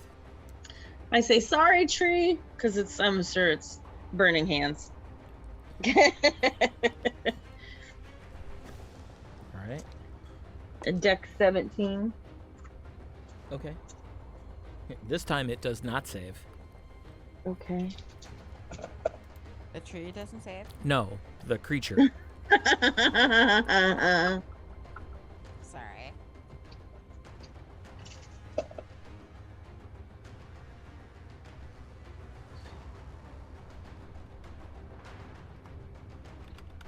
22? 22 points of damage. Yes. All right. And you see How's it looking? You see its skin blister. It's oozing some sort of black pus out of the slashes that Aribell made, and it's burned. Clearly, its skin is burned from the fire. I'm gonna have to go again. Okay. Ooh, I got a couple 6s. Go, Zori. That's You're 20. fine. It's your birthday. Oh, 28. Okay. It's a dex 17 again.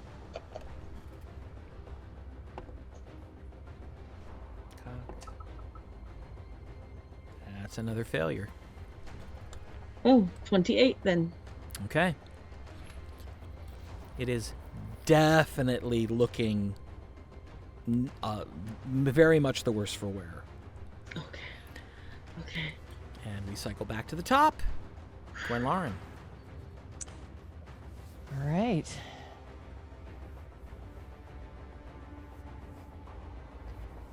I'm going to see what I have for fire. Can I move? Mm-hmm. Okay, because yeah. I am going to cast Ashardalon's Stride. Okay. And that increases my speed by 20, and moving doesn't provoke an opportunity attack. And I'm going to run right toward the creature Okay. so that I'm standing within 5 feet. All right. So my upside down icon. Oh wait, I don't want to get any closer to these folks. So I'm going to go around. That's probably too far. Well, it said I can run, what, twice? 20 feet extra. 20 feet. Okay. So you'd have 50 feet of movement. All right. And so this is 5, Mm-hmm. 10, 20, 10, 15, 20.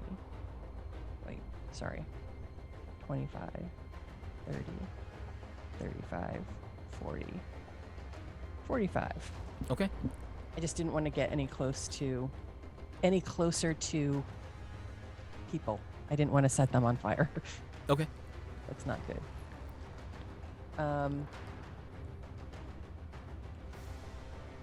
So that was my bonus action, is the casting time. Does the movement count as my action? Casting the spell would count as your action. Even though the casting time is listed as a bonus action? Oh, then no. Okay. You still have an action. That's what I was hoping for. So now I'm going to attack it with my short swords. Okay. You get to roll your attacks with advantage because you are currently flanking the creature. Yay! All right. So 23. That will hit. And then when you have 2 short swords, how does that work? You get 3 attacks. Okay. The first and third attacks are normal. The second attack, you don't get your strength bonus to the damage. Okay. Yeah. But the attack is the same, it's just not the damage. Correct. Is that right? Okay. Oh, the second one is a natural 20. Oh, geez. So that's a 30 to hit. Okay. And then do I have to roll to see if can it be critted? Yes, it can be critted. Okay, so the next one is math. 22. That will hit. And that's your so that 3. makes it a crit. Oh, wait. That was the roll to see if it was a crit. Oh, right? no, you don't have to re-roll. Oh. In 5th edition, a 20 is a crit, period. Oh. Yay. Even better. So take that 3rd roll and make that your 3rd attack. Okay. So go ahead and roll the damage for the 1st attack. Okay. Should I do the fire damage first? It doesn't matter. Okay. Is this not going to matter? I don't know. Depends Okay. on how much damage you do. All right. So 8 points for the first attack. Okay. And then the second attack is 10 points. and Now that's remember, the second crit. attack, you double whatever you roll. Okay, so that would be 20 points. Okay. And then the third, you said I don't add the strength bonus. Well, you wouldn't add the strength bonus to the second attack Oh, because it goes right, left, right, or left, right, left, depending on which handed Gwen is. okay. But your offhand is the second attack. Okay, so I need to take whatever my strength is, I take that many points off. Yes. All right, so the 20 I just told you then would be minus 8, so it would be 12. Because it's 4 Nope, points. you only add the bonuses once, so it would be 16. Okay. You double the die, and then you add the bonuses. Right, So that's the true, bonus would only yes. come off once. Okay, yep, that's right. Okay. Okay. And then go ahead and roll damage for the third attack. And the third attack is 7? And that you get to add your normal bonuses to. So. Yep. Okay. And then the fire damage Yep. is 3. Okay. Well, it's still up. Yikes.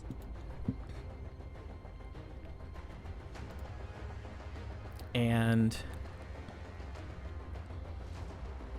And let's see.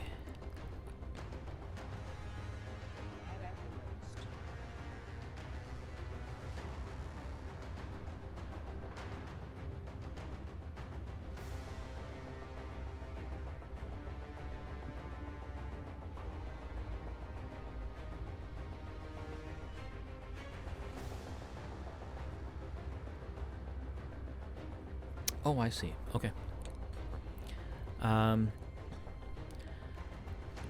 The creature stares down at Aribell Uh-oh. and says, "It doesn't matter. There are more of us than there are of you." And then it spits a word in a language you've never heard before. Disappears. How many hit points do you currently have, Aribell? Oh, 78. 78. And do you have an immunity to charm? yes, Yeah. 'cause she's an elf. Okay. Then it spits this word at you, and this black energy rolls over you and strangely does nothing. Just And then cock my head at it. you hear it spit another word, which you anticipate is probably some version of fuck in its own language. Point, point, point. Yeah? That's what I do to it, too. What was that? I go like, didn't the Thuilnu teach you that doesn't work on elves? Wow. Tasha. Is it my turn? Mm-hmm. Well, I cast Eldritch Blast again. Okay. All right.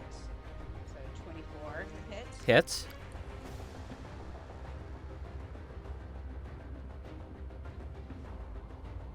Ooh.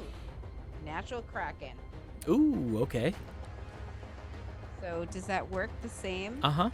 Okay, so You'll just roll 2 die for that bolt instead of 1.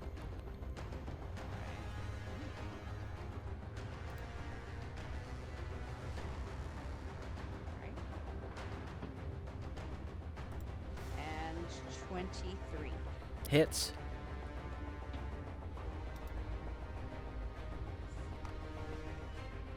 $32 points. Would you care to describe its demise? I blast it right between the eyes, and it slowly turns to goo. So you throw 3 bolts, just wham, wham, wham. The first bolt puts a divot in its forehead. The second bolt ruptures the divot. And the third bolt causes whatever passes for brains in this creature to sort of spurt out as it wavers for a moment and then just sinks to the ground, unmoving. Nice. Did it splatter me? Oh, yeah. I'm sorry. And as it finishes sort of sinking into its death posture, you see that cloud around it just dissipate.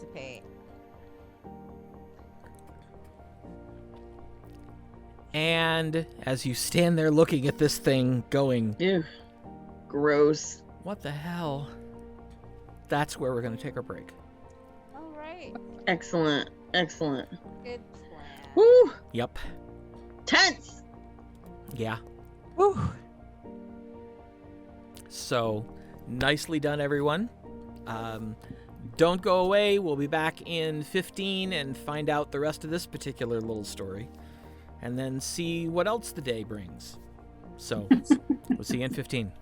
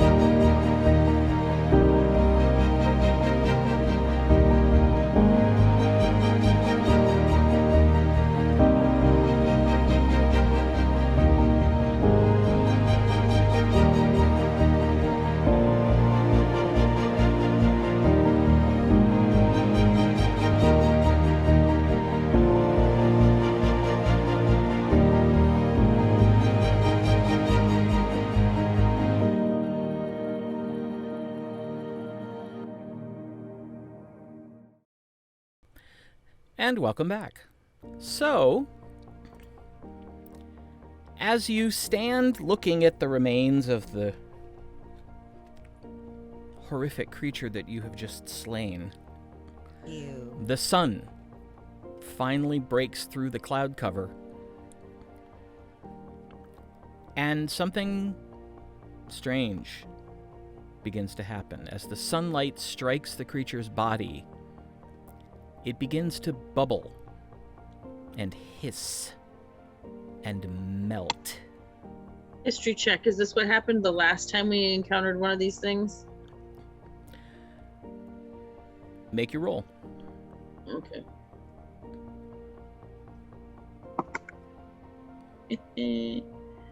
15 plus history to 17. You don't think you've ever seen one of these things in the sunlight before, actually.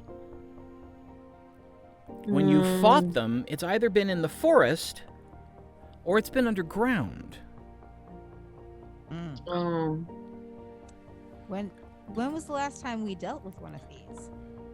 Or something like this? Was it the Dragon Cave? Wasn't there one in the Dragon Cave? There was or one in none? the Dragon Cave. Yeah, Okay, I think that's what I that was the thought. last time. Yep, before that, it was beneath the inn when you were investigating the rats, and before that, it was hunting Theranox in the Janos Wood. Didn't Yeah. I was thinking the same as Nikki, that maybe when we took the bodies, weren't they the same thing? When we took it out from under the sewer in the city, and we took it up Yes. and they opened the window in Harriman's office. Didn't it do that? Oh, we took it up outside, I think, and it started to bubble, and we had to like go Cover it, or we took cover really it. I quick. remember that. Oh, okay. Yeah. Way back. That was pre Tasha, That was pre everybody. Yeah. when we had Airmen still. So long time ago. Is it gone completely, or is it like sludging? It is sludging. It has lost structural integrity at this Do point. we It's have pretty much a Tarp pool. or something? Do we have It anything? Well- wasn't wearing clothes, right? It was just a thing. Yeah, it was just a thing. And right now, it's basically a puddle. And the puddle is starting to simmer off. Ew. Did they have a name? Yes, I'm looking it up right. Combination? Something right, with a yeah. V. I'm looking it up right I now. thought it was a horror. Oh, the horror. Mm-hmm. With a V. I'm looking, baby. I'm looking. Yeah, I'm just trying to remember. Unless photographic memory is failing me. And it's What do I- more I than a didn't month see it. ago, so Tasha won't remember. It wasn't there. Oh, well, that would also... Oh no, I thought it was when we were in the cave. The dragon. Oh, that's true. Eulora? I thought it was Eul- in the dragon I cave was- that I we was learned there what for they that. were. Oh, Eulora Gesundheit. is the one, the kid, the laughing kid in the sewers. Yeah, but I thought when we were in the cave we learned more about the Okay, let's look here. You guys can do your things and I'll keep looking. Sorry. Okay. It's gonna take me a hot minute. Less than a month ago. I think we still need to go check on. It was Tower, probably less. yeah. It was Yeah, probably less than a month ago. I think they might be dead. Who might be dead? The tower. We need to go to the tower. The guard duty. Oh yeah. We need to go. Yeah, that's where we're headed. That's where we're headed. Yeah. So can we start moving that way? Yep. Let's start moving in that direction. Absolutely. We still in the fog of war? Nice. Yes. Okay. I'm gonna run into a tree. I don't see anything. I just Watch see out for darkness. that tree. Are we supposed Where's to see? the tower? Are we supposed to have some visibility? 'Cause- Oh no. Oh no.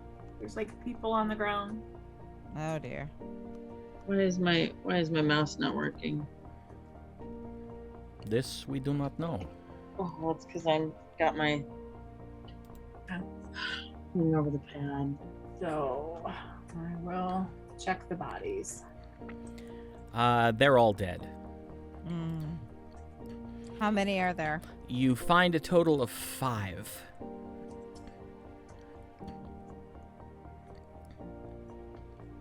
Which is interesting because it leaves 1 unaccounted for. Correct. Check in the tower. Okay. And as I you- check out. I check around Okay. the tower. You look all around outside. Mm-hmm. You find only the 5. Aribell, as you go inside the Watchpost and look around, it's not a big place, and you've been here before, so you know really all the nooks and crannies. You spent several weeks here when you were studying on the island. You don't find another body. You don't find another person.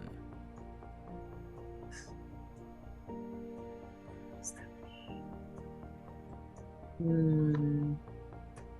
Well, I hate to suggest this, but should we put the bodies in the portable hole to take them back?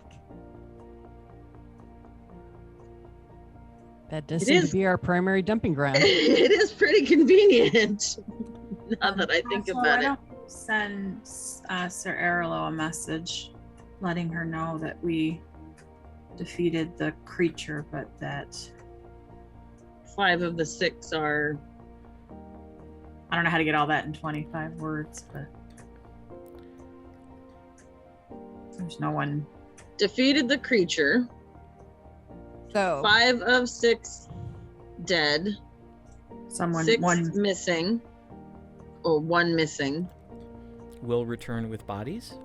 Will return with bodies. Yeah, that's not very many at all. That's I don't know if 3, they 6, want to 7, send. 8, 9, 10. I don't know if they're going to want to send someone else before we leave the tower. Right, that's 13. We'll I bring sent- bodies. I send that whole the whole message that she just said. And probably we got more words, right? Or 12 tell more. us what to do. Should we wait for reinforcements? I don't think we should leave the tower on. Yeah, okay. Should we wait for reinforcements? Yeah, okay.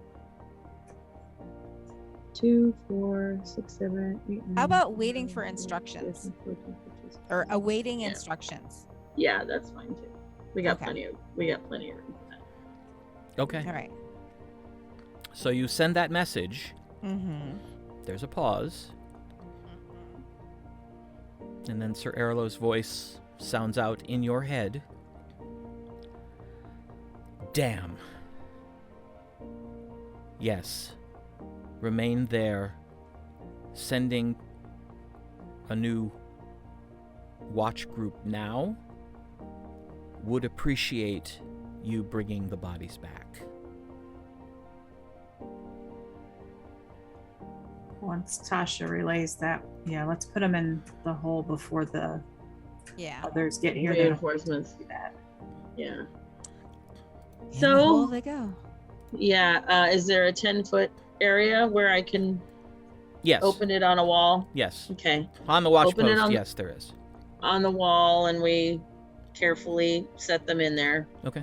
We're gonna have to bring some more sheets. We're gonna have to buy some sheets. So if we keep doing this, Who just wrap knew? them up before we even put them in, and just put them in and Who knew the portable hole would end up being a portable funeral service. a movable mausoleum. Tasha's magnificent mausoleum, right? Ooh. Worse than that, it's like a murder hall. It's Yeah. where we dump our bodies. It's a Yeah. portable pig farm. Horrible No, pig farm. because the bodies aren't destroyed in it; they're just That's stored in true. it. It's like a portable freezer. Yes. I It's wish a it was portable cold, though, morgue. It wouldn't stink. Yes, it is Yeah. a portable morgue. Yeah. Man. Portable hearse. You have probably about 45 minutes to an hour. If there's anything that you'd like to do while you're here. I'm Look gonna around. search. Yeah, I'm gonna search the whole area. Okay. Do you want us to roll? Yes. Make anybody who's searching go ahead and make investigation checks.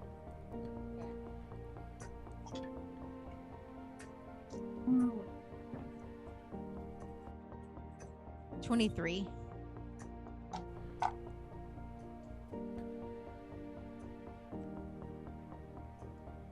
$21.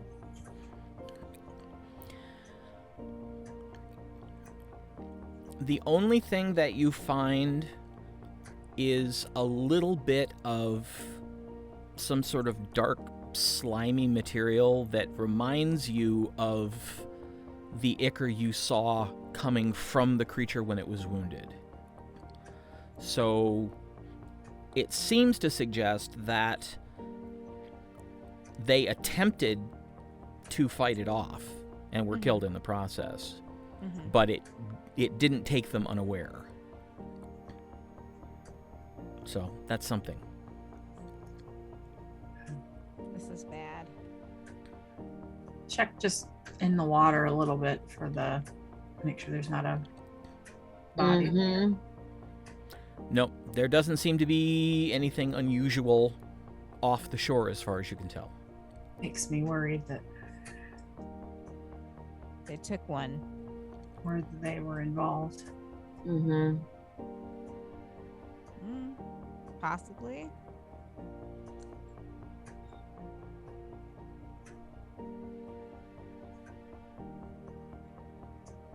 Or he turned into that.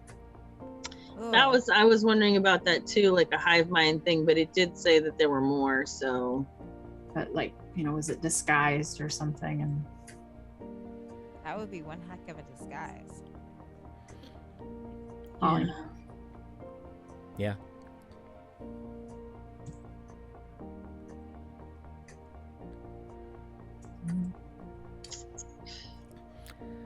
After about an hour, you hear the sounds of several people approaching the area through the woods, and you see Ser Erelo leading two armored, dangerous-looking warriors and 3 novices. That's a little better.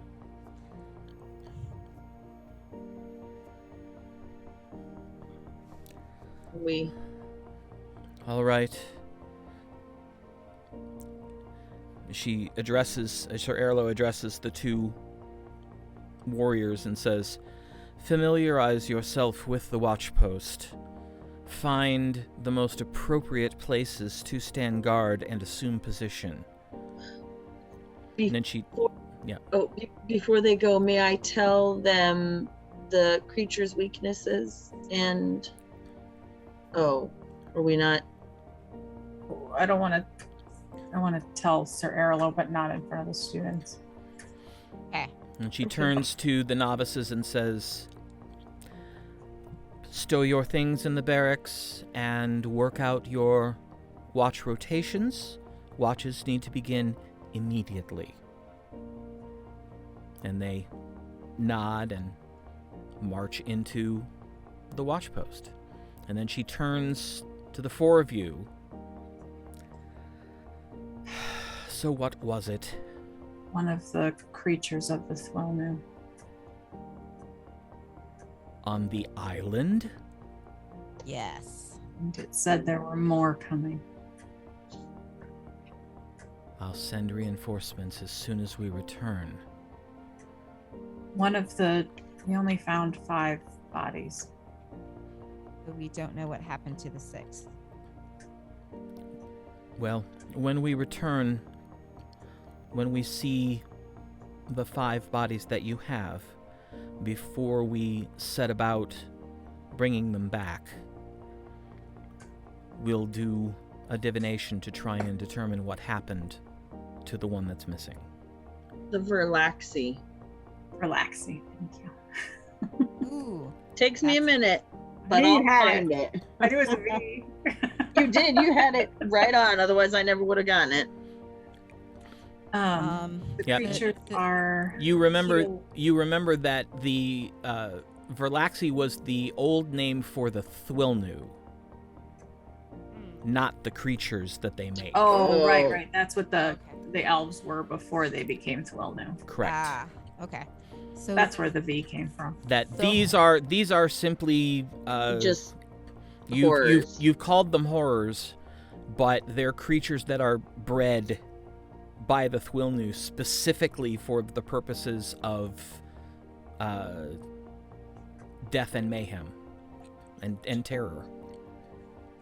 The creatures are healed by cold magic, and something else, lightning. lightning, lightning, force, and fireworks. radiant seem to work. Noted. So we'll want to make sure we They- tell them. Like, They are a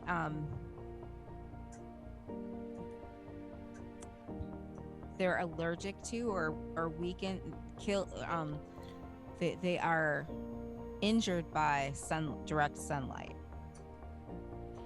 Interesting. Are they undead?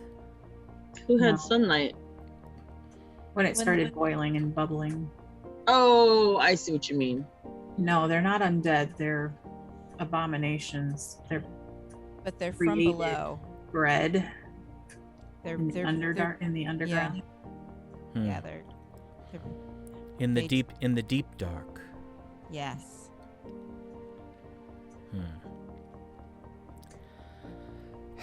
As if we don't have enough to contend with the dragons. Indeed. Well, they're But the Thuilnu are probably in league with dragons. the dragons. Could be. Oh, that's a terrifying thought. They were Well- in the cave when we freed the metallics. Hmm. They were holding guard.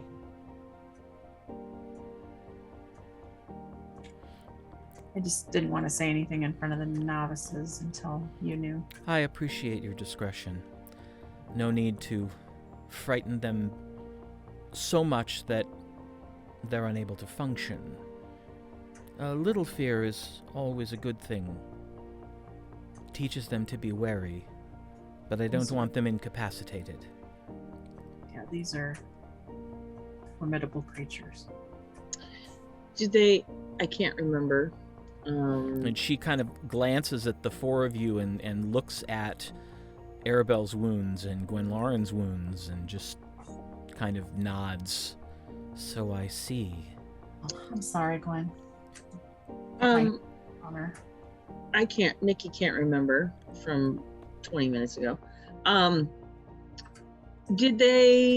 Were they able to affect those who were not within melee range? You mean in terms of the necrotic damage? Yeah, and That was stuff. only when they were struck Okay. or touched. Okay. And then, see, I didn't get hit, and I don't Neither think did I. Tasha got hit, but we stayed away. So Mhm. Mhm. I would also like to mention that to Ser Erelo. I mean, what we Have- know. Distance weapons are better. I seem to recall that you have. I think Father Dilbiss mentioned that you had faced such creatures before. Were they Several. like this? They've always looked different, but they've had the same coloring, same weaknesses. Hmm, We've never seen one just like this before. I see.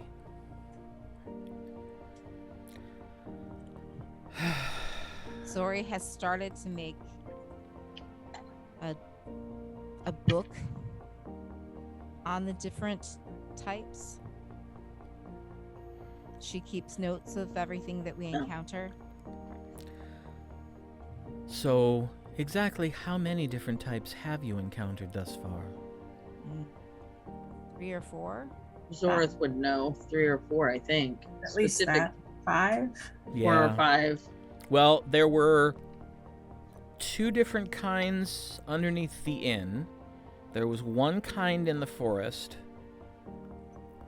Were there 2 different kinds in the dragon caves? I think 1 or so. 2, I can't remember. Maybe 3, so probably 6 or 7. I'll have to do my research on that. But we have no way of knowing how many types there are, as they haven't really made themselves known until now.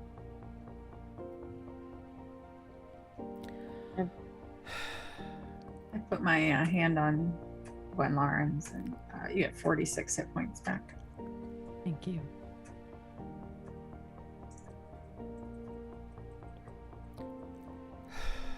All right. I think... Yes. Excuse me for just a moment. And she turns and walks into the watchpost. I shouldn't be able to get here. But they can.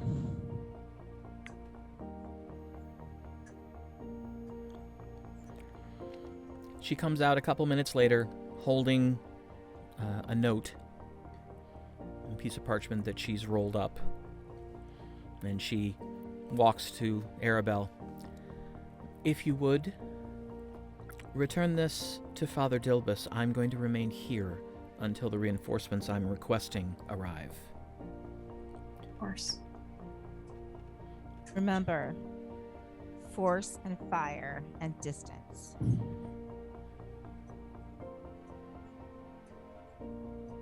Did try to charm me as well. Oh yeah, that's right.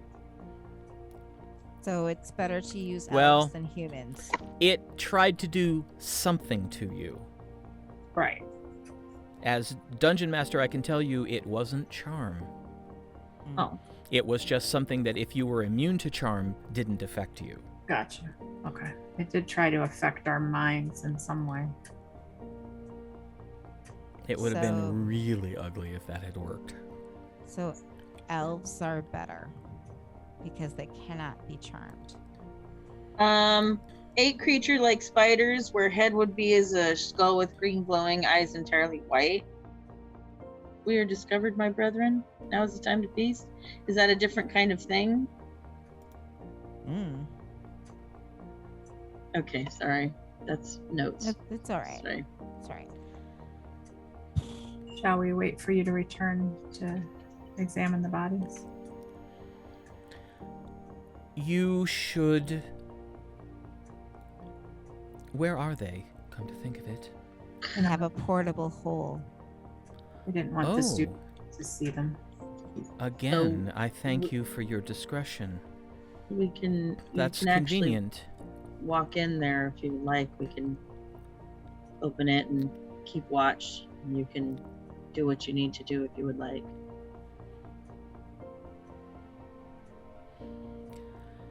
I suppose now is as good a time as any. Go away from wherever we were and downstairs and open the hole on the side watch, on the side wall. And we keep watch. All right.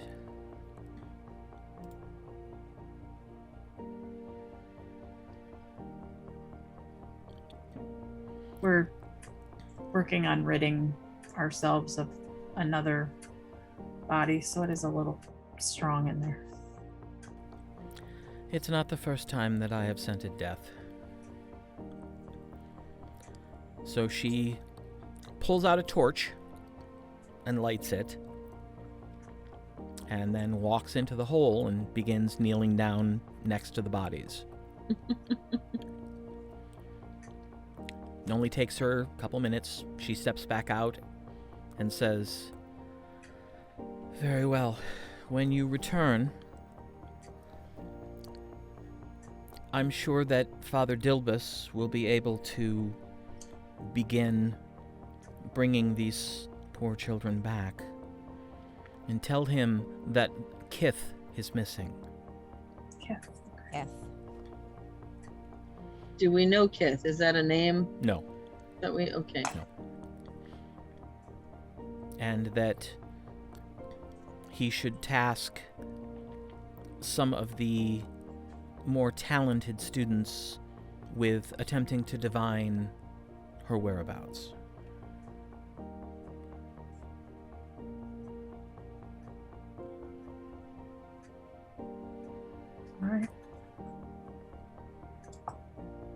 we'll head back now.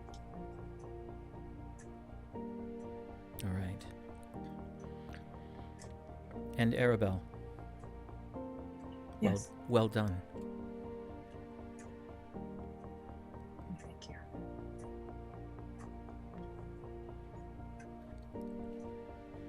She turns and walks back into the Watchpost.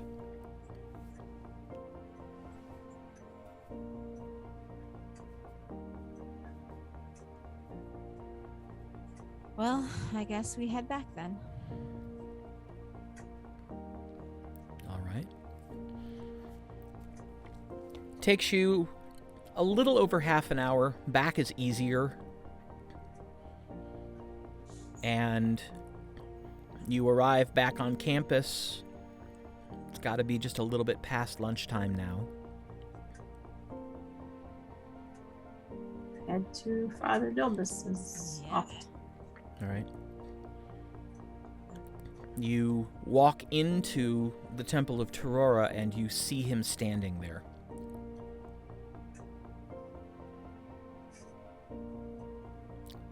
The lady let me know that you were coming, although she did not say why. But tell me what has happened. One of the Thuilnu horrors attacked the guard post. Oh dear. Oh dear. And the students. I hand him the scroll from Ser Erelo. We have them in a portable hole so that you can work on bringing them back. Then, a moment, he opens the scroll, reads it quickly, closes it, But reinforcements are needed. looks at a nearby student who's attending him and says, Dilly, if you would, go to the Temple of Balmus and bring back Rith. Tell her that I need to speak with her immediately. And tell her it regards an ancient enemy.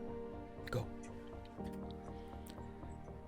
He turns to another one of the students nearby and says, if you would go and pull Gar and Jalin and Humert from their classes and tell them that I need their attendance in the temple immediately. Now, if you would be so kind as to allow me access to the bodies. One other thing, Kith was missing. Yes, she mentioned that in her letter. Oh, okay. We will begin attempting to see if the lady will bless us with the information on her whereabouts. And we're not just in the open room, right? Yeah, you're in the hall. Should we ask if we need to go in somewhere? I think you can do it here. Okay, I just portable hole then. I just was trying to keep it from everyone. Okay.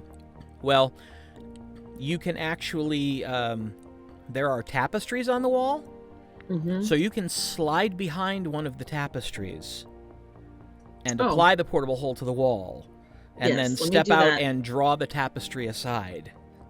Yes, so that we can get them wherever they need to go for him. And he immediately, while you've been doing this, he's been talking to a couple larger students, a little bit more muscular, and telling them what they're going to be doing, and that they should take the bodies down to the altar in the main sanctuary. And so they begin walking into the hole and picking up the bodies and carrying them one by one into the temple itself.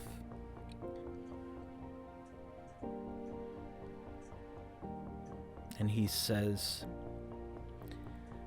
well, let me see what can be found. I close the hole. Okay.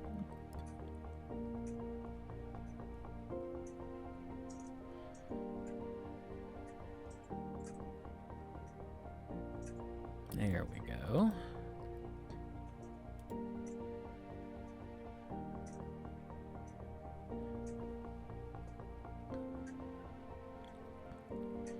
And he just closes his eyes and clasps his hands and begins praying in a soft, whispered tone. He opens his eyes, and while he's doing that, brings out a stick of incense and brings out a small carved figurine. Completes the spell, and the incense and the figurine vanish.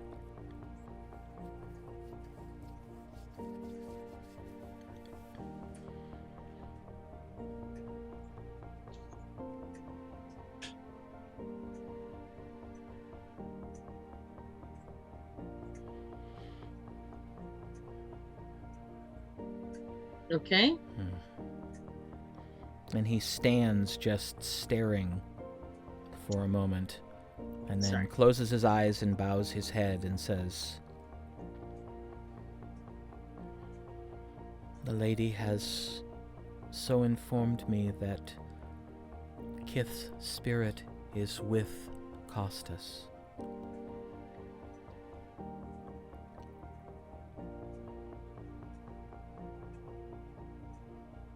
So she too has perished, but she is with her god.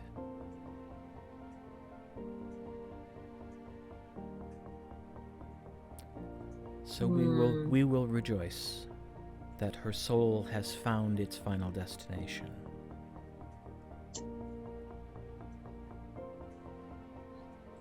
Glad that she wasn't taken prisoner, I guess. Yes.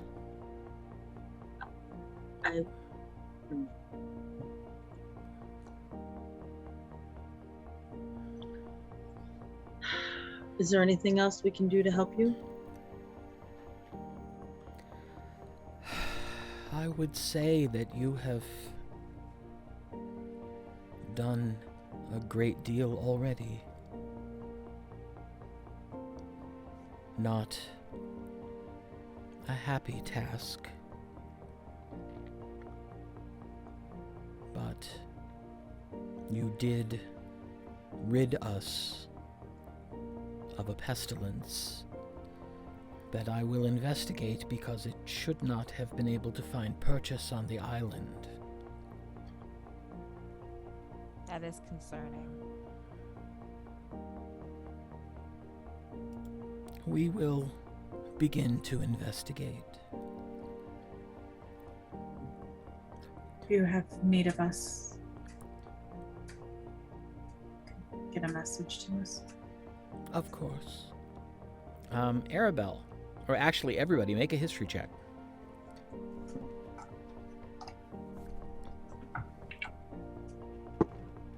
Hmm. 16. Dirty 20. Got a natural 20, so 22. 8. Okay. Aribell, you remember as... Gwen, you remember that Lady Leena asked you to convey her request that someone from the Temple of Torora be sent to Strafsoman's Dawn to take up a post there in the temple that they're going to build. Yeah. So I remind Aribell, since that's her Okay. area. And as Gwen speaks, you immediately go, "Oh, right." Yeah. Got caught up with Ball Knocker and then this. Father Dilbiss, I'm sure you've heard of the changes in Strafsoman's. Indeed, and I have also heard who was responsible. That is an extremely well done deed. Can't help. Lady Leena is planning on building a temple to Torora and would like to request someone be sent to lead the temple. Of all the things that I expected you to say after Lady Leena, I think that would have been the last. I don't recall the last time that Torora had a presence in Strafsoman's. My aunt is different. And she is actually a cleric of Pharaohs. of Pharaohs. The paladin of Pharaohs, actually. Sorry, she's actually a paladin of Pharaohs. Oh. Well, then that would make a certain amount of sense. We have always had good relations with the Phaerozian religion.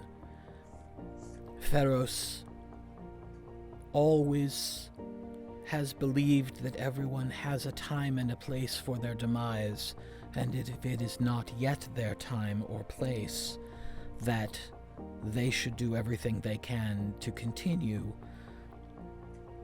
The Temple of Pharaohs has often requested aid from the Temple of Torora in returning its people to health. And as it turns out, my great-grandmother was a paladin of Balmus? You don't say. That I did not know. You come from a rather prestigious family, Tasha. Well, at least the women. Indeed. Sorry.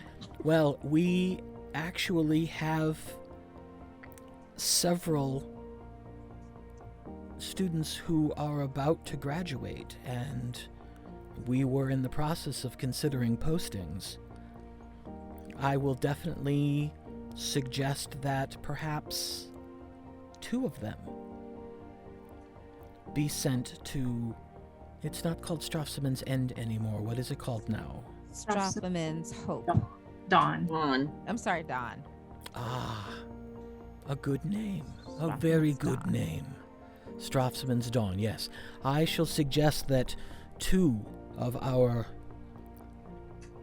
strongest students be posted initially in Strafsoman's Dawn. That community is in desperate need of healing, and Yes. perhaps that we will be able to help them. We will be sure to convey that to Lady Leena. Excellent. It will still be a matter of a couple weeks before they have completed all of their studies and rituals and are prepared to be posted. But I will make certain that you are informed when we will send them, so that you may inform Lady Leena to expect them. I'll do my best to, if it's possible, to be there. Very well. Well, I am going to spend the rest of my day petitioning the lady to restore life to those poor children. Do you need help? I have sufficient assistance, but thank you. I suspect you have other responsibilities. Word has just reached us in the last day of the ceremony that Lord Bonethane conducted.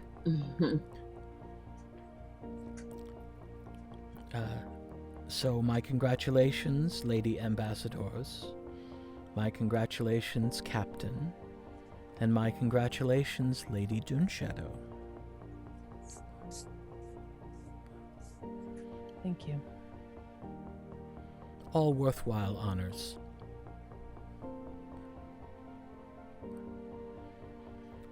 But it was also explained that you, as a group, have been made de facto official protectors of Aecathan. Therefore, I am certain that you have other responsibilities. I appreciate that. But I would like to point out that very few people have fought anything to do with the Thuilnu and survived. So our skills are very specific. And if the island is dealing with, the Sanctum is dealing with more of that, you should let us know. As you wish. But I understand you have explained to Ser Erelo what you encountered and how you dealt with it. True.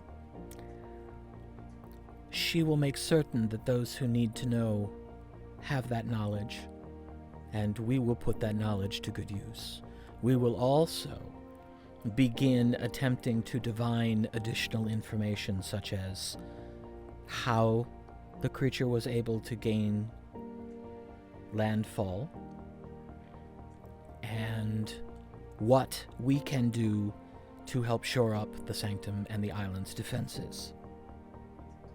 So we will not be idle. Fear not. We have the power of the gods behind us, and we will find a way to meet this threat. I have faith in you. Just know we're here if you need us. I will make certain that all of the temple leaders and the High Curate are in possession of that knowledge.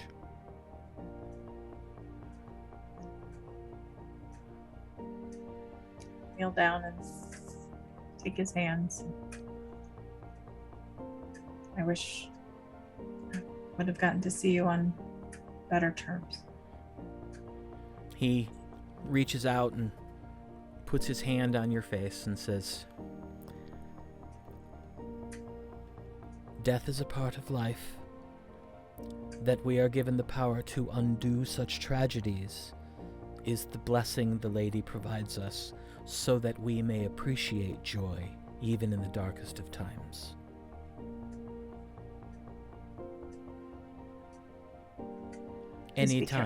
Anytime that I can see you, Aribell, is a good time. Please be careful. I shall. And please, you all, take care. Father Dilbiss, before we leave, could I have a word with you in private? Of course. If you three will excuse us. Of course. Gwenlauren, come with me. I go outside. Okay. I go up and pray for a few minutes. I also will go outside. Okay. As the two of you step outside, you take a deep breath and you smell pastries. And you're reminded that there's a pastry shop on the island. Well, I'm not going without Gwen, so. Right. Got the portable. You can holder. always get something for her. She wouldn't mind. That's true. We could go We'll get, wait for Aribell. We could go get a few things and come back. We'll wait for Aribell. You picked up Alright. the portable hole, right? Yeah, Yes. she took Yeah, it down I once did. they were done carrying the bodies out. She said Okay. that. I didn't hear. Sorry. No, it's still stuck behind the tapestry. You forgot about it. Just checking. Your entire hoard is just there, you know. No. I We didn't forget. Just checking. don't forget the whole. I know. All right. Father Dilbiss leads you down a hallway and into a small room. It looks like it maybe is a small library. There's nobody there. There's a table, 4 chairs, lots of books, a few candles burning, and he gestures to a chair and climbs up on the one across the table from you and says, "How may I help?" Well, first, I wanted to say how sorry I am for your loss. I know that this must be a very trying time and that you will work hard to bring these children back. But I am sorry for those that are lost forever. We console ourselves that she is with her God and that we know this to be true. So her body may be gone, and those who knew her will miss her, but her soul is happy. Her soul is content. Her soul mine is not, and I wanted to talk to you a little bit about that. Please. I just wanted you to know that whatever message you thought you got from your lady, you misinterpreted, and he's gone. He has deliberately made sure that I won't be able to find him, and he broke my heart, and I wanted you to know. So I would like you to leave something with you, and I'm going to try to get a message to him to let him know that he can pick this up from you. But I have a package to deliver, and I'm hoping that you can do me at least that small favor. Tell me what happened. You can read the note that I have prepared for him if you choose. That's fine. But I'm not going to go over it again. So I hand him, I take out of my bag a small package wrapped in a scarf and hand it to Father Dilbiss. You're welcome to open it. You can read the letter. There's nothing in there that that you can't see. And it will explain what happened. I hope that you'll give this to him, and I wish him well. As you wish. I will make certain that this is delivered to Master Wranro. Master Wranro? She is much more likely to see the young man than I, as she is his teacher and his mentor. Okay, then I will indicate that that's where it is. Barring your arrival with him, I do not believe that I had ever interacted with him before. So he will seek her if he seeks anyone here. But I will make certain that she gets this and your instructions. Okay. As I said, you're welcome to read it, should you choose. And know this. The gods give us many abilities. And one of the most important that they give us is the ability to forgive. Because forgiveness mends broken hearts. I don't expect you to do this now. It is difficult to find that grace through the pain. But just file that away for a day when the pain is less.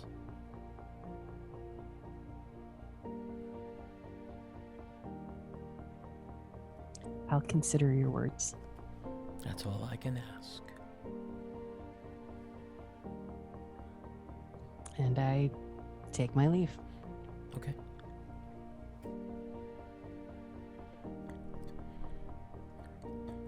All right, Aribell, how long are you praying? Oh, just a couple of minutes, and then, well, if I don't know how long Gwen's gone. If I'm not If she's not back when I'm done, then I'll just walk outside. Okay. Well, you walk outside and find Tasha and Zorith just kind of hanging out.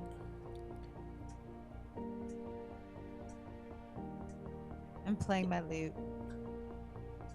I'm just leaning on the wall, waiting for everybody to come out. That's all.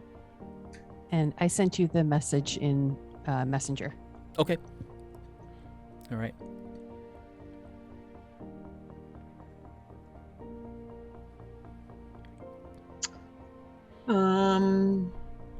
Yeah, so we're waiting for Gwen, and then maybe we could go get some donuts or pastries or something.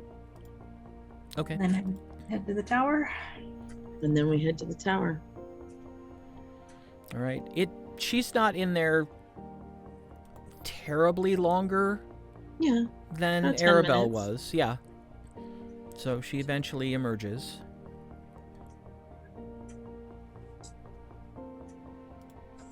We take her with us and go get some pastries. If she'd like to go. And then we need to go to the tower. Tasha, would you do me the favor of ascending? Yes. Would you send him a message and let him know that his mentor has a package from me? And that he can pick it up at his convenience.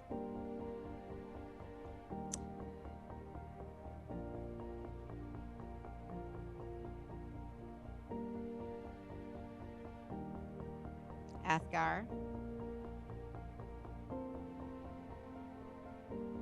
Master Wranro has a package for you. Should you pass by. Tasha. Thank you. All right. There's a pause. No response.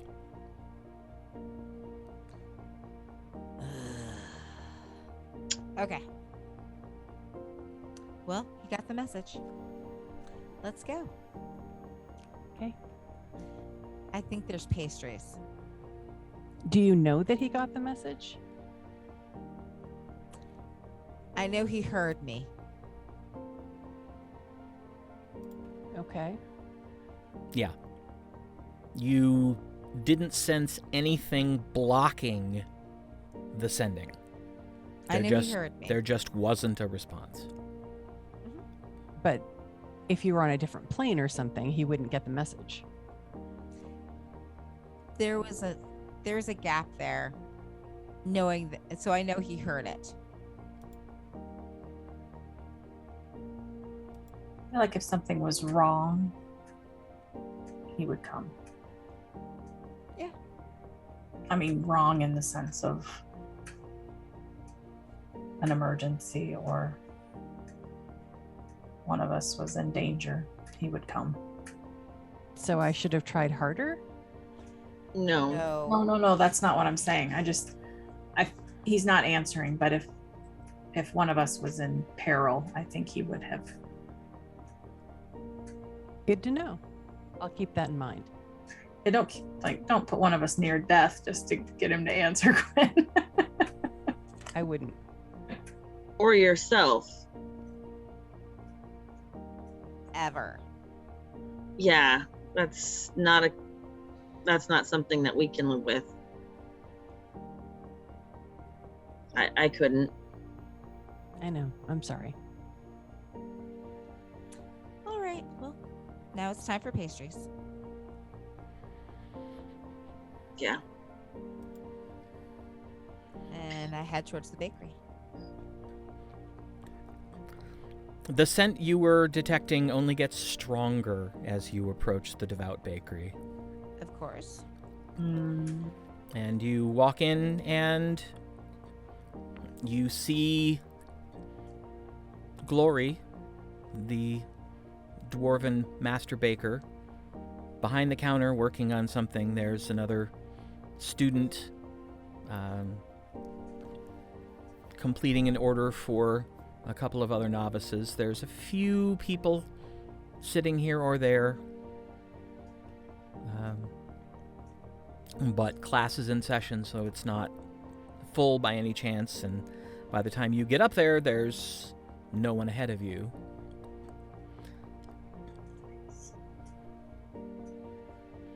And you see in the display case that they have 3 different kinds of muffins. They have a couple kinds of biscuits. They have a couple kinds of cookies, some brownies, and both whole wheat bread and cinnamon bread. So they have cinnamon, cherry, and chocolate chip muffins. Mm-hmm. They have rosemary and sage and brown sugar biscuits. Mm-hmm. They have molasses and oatmeal cherry cookies, and then brownies and the 2 breads. So yes, please. I would just like a molasses cookie. All right. It's a whole copper piece. Yeah. I get Yeah, it back. wait. What? Like a gold worth of stuff. Yeah. Oh, wow. Okay. That could be. Are we buying them out? You're putting a dent in their stock. Yeah, that's fine. Basically, that the muffins and the biscuits, it's 2 silver pieces for a dozen. Okay. The molasses cookies, it's a silver piece for a dozen. The oatmeal cherry cookies, it's 2 silver pieces for a dozen. Brownies, 3 silver pieces for a dozen. And then the whole wheat bread is 2 silver pieces for a loaf. The cinnamon bread is 3 silver pieces for a loaf. So a lot of stuff. We're taking a lot. Might of stuff. actually need more than a gold. Okay. 3, 6, 10, 13. So 10, a gold and 3 silver. Okay. So gold and 3 silver. Subtracting it from Okay, you want to subtract it? Okay. all right, and then you can keep track of what it was that you bought, so you know what you've Yeah. got. Mm-hmm. a dozen muffins, 2 dozen cookies, a dozen brownies, and then 2 loaves of bread. Okay. She's got it. Well, that should do you for a while. Yeah, for the day. Yeah. For the day. Heck yeah. There's 4 of us. A dozen. That's 3 cookies each. You already How many ate one. things did you get? I got 2 loaves of bread, a dozen brownies, 2 dozen cookies, and a dozen muffins. That's gonna Yeah. last us for at least 3 days. It's only 3 days. We're fine. Okay. That's plenty of time to eat them before they go stale. Right. Yeah. Are we ready to go to the tower? Yes. Do we need to call ahead there? No.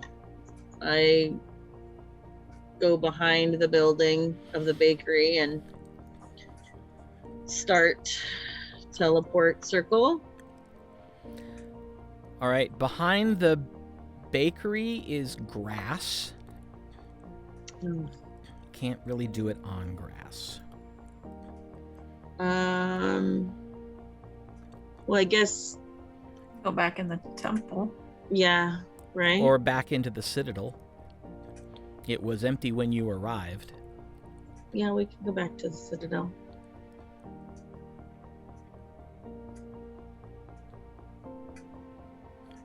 Okay. You walk into the citadel, and as far as you can tell, it's still empty.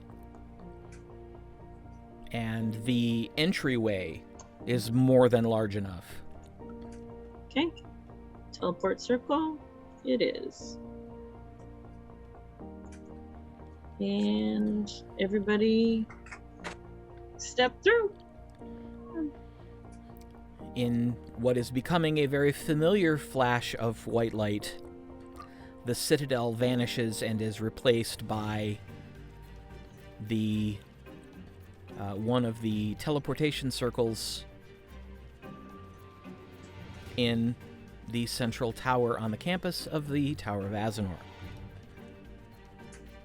Right. and immediately you can feel the temperature difference. Oh, right. Winter. Yeah.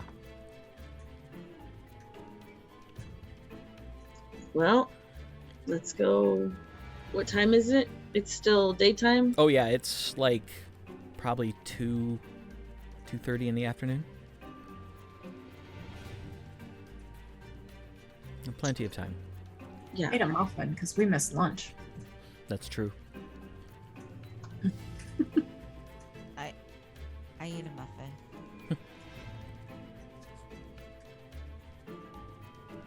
I'll have a brownie on the way to the tower, up the tower. Okay. So where are you headed? Up to, because even though we got them from not Obras, we would check in with Obras. Okay. I think we can return them to him. Yeah. I mean, that's only the right thing to do. Yeah. Yes. So, does that mean now I gotta look up to see who it was that we borrowed them from? Ugh. But he calls Indrus, right? Yeah. Ingrus. Right? No. No, No, he no. he summoned he summoned the Master Enchanter. That's right. But so you make your way up the stairs to the sorcerer's floor and around the edge of the tower to Master Obras' office. The door is open, and as you approach Zorith, you hear a familiar sound. Him humming. I knock on the door. Yes? Oh! Hello. Hello! Hello. So nice to see you. Oh, and the rest of you as well. Well, come in, come in. I must say, congratulations. Apparently, you were quite successful in Strafsoman's. We've received word. Strafsoman's dawn. Apparently, Lord Bonethane dispatched a crew from one of the 2 towers outside Strafsoman's Dawn, and they have already installed a far lantern. Oh, Oh, that's wow. wonderful. That's exciting. If there's anything that's going to suggest to the rest of the country that Strafsoman's has become part of the country again, that will do it. Indeed. It's very exciting. Yes. Well, and by dispatching the end and making it the dawn, we have no longer need for these. I mean, we would love to keep them, but I pulled out the 8 necklaces Ah, and we'll get them back to their owner if you would help us. And then gladly. This is significantly sooner than we expected these returns, so... Well, you know, the main reason why we needed them was at Strafsoman's end, and they aren't there anymore.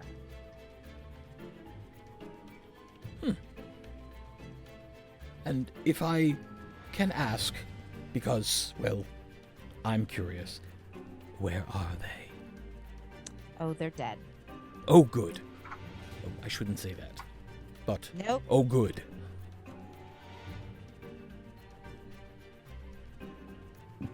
yeah, fortunately we were able to do what we needed to do to make the dawn a new day. Silly, but true. Excellent. And so, exactly who is this Lady Leena who's now in charge? She's my aunt. Yasef's sister. You don't say. A paladin of Pharaohs. Oh. Well. I would say that city is about to experience real justice for the first time in decades.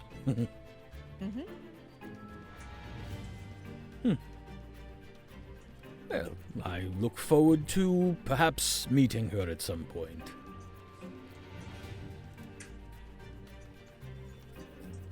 Excellent. That can be arranged. Indeed. And I notice that you are back to just the four of you. I assume your companions for this task are all well? Yes, they are. They are. Good. All We four wouldn't of- know. We do know that some of them are well. All four of them are fine.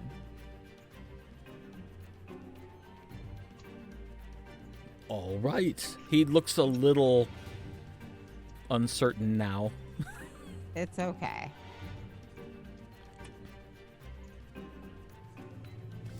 Everybody's fine. We're all fine. We're all fine here We're all fine here. now.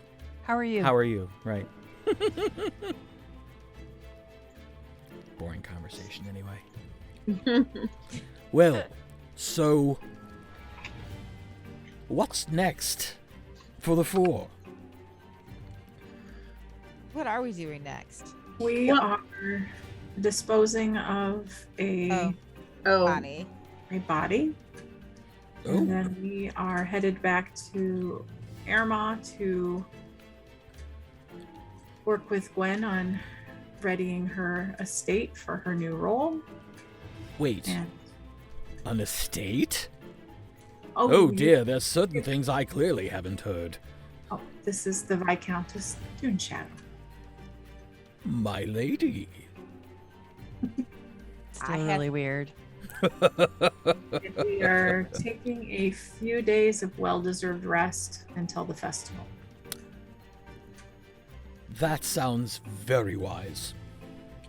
I, of course, as Zorith would know, am a huge proponent of rest. And then I think we will be very active again. Zorith is the new official liaison between Aermagh and the Metallic Dragons. Very Lady nice. Aribell. Congratulations.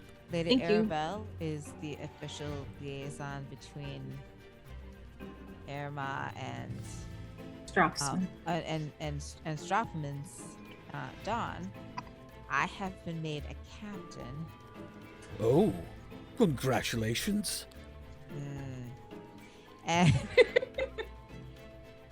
And and you know about one. Yes.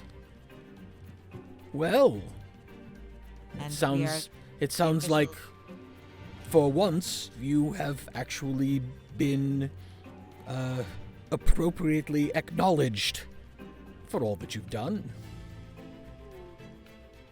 No, don't me, young lady. You have deserved certain honors, and you've been very patient. Well, thank you. I'm a firm believer in when someone does something wrong, you let them know. But a stronger believer in when someone does something good, you let them know. And you've had far too little of that. Well, we've been very busy. And we're just doing our jobs. And well, clearly. Thank you. Well, so I guess we should get about finishing our errands so that we can go rest at the estate of Our Lady Duneshadow. Tell me, are you happy with your new abode? The house, the estate, it's wonderful. It's Good. truly impressive. That makes me happy. Honestly, we have more places to live than people. Well, as your companion is now a member of the nobility, I hesitate to point out that that's normal. It's bizarre, is what it is. I'm certain it would seem that way, yes. You'll get used to it, Gwen, I promise. I hope not.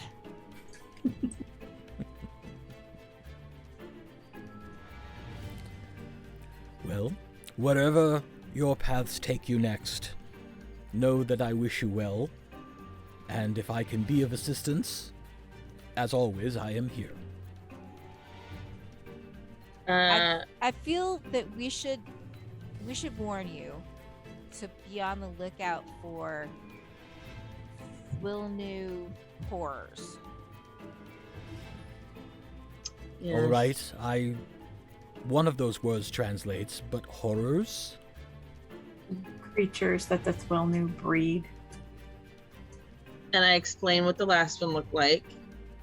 He immediately runs around behind his desk, grabs quill, ink, parchment, and starts taking notes as I you're think talking. we told him, if I remember correctly, we told him about the one in the forest Mm-hmm.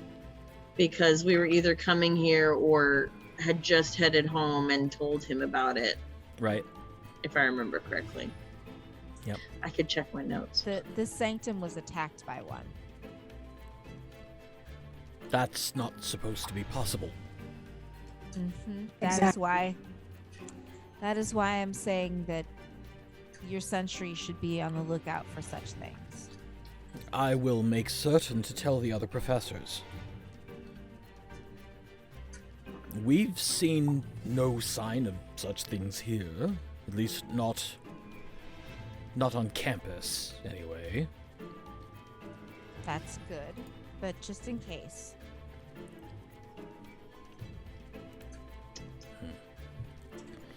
Well, this is probably then an appropriate time to mention that we've had some more success at translating those books that we found in that old temple.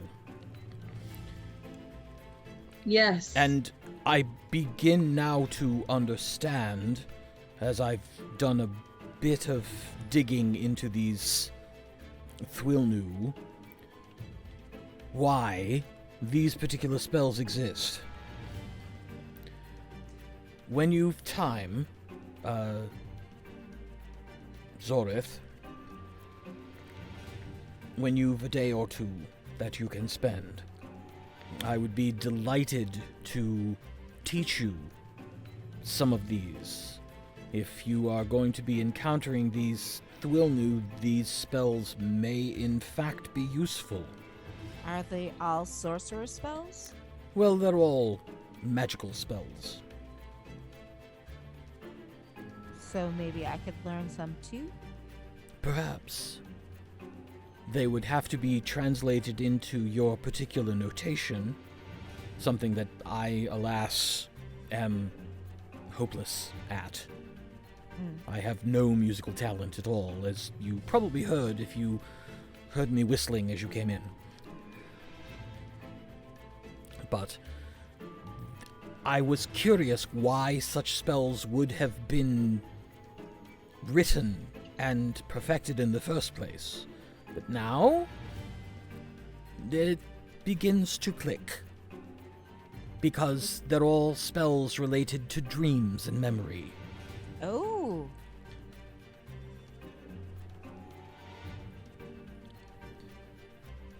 Okay. Noctomancy. Yes.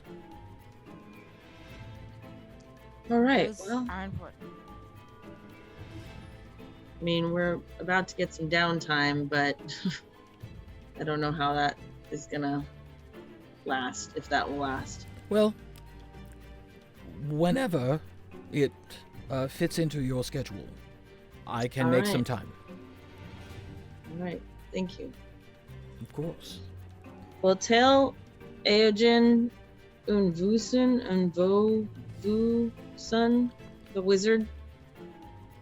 I'm mangling his name, but Zorith would know how to say it. Thank you for these necklaces. I shall. Yes, we're all aware of the result of loaning them to you, so any questions that might have been asked will not be.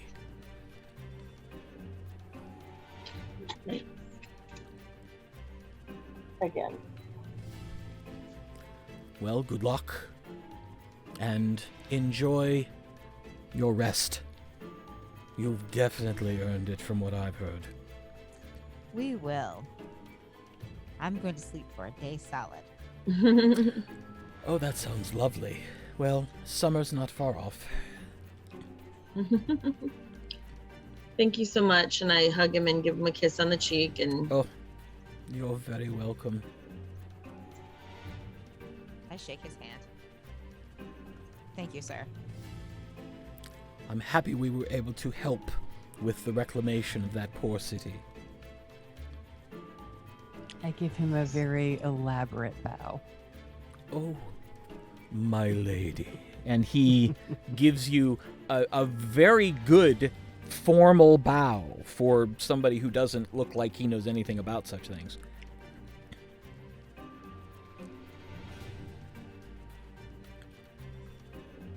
Enjoy your status and the fruits that it brings. That's why they're there.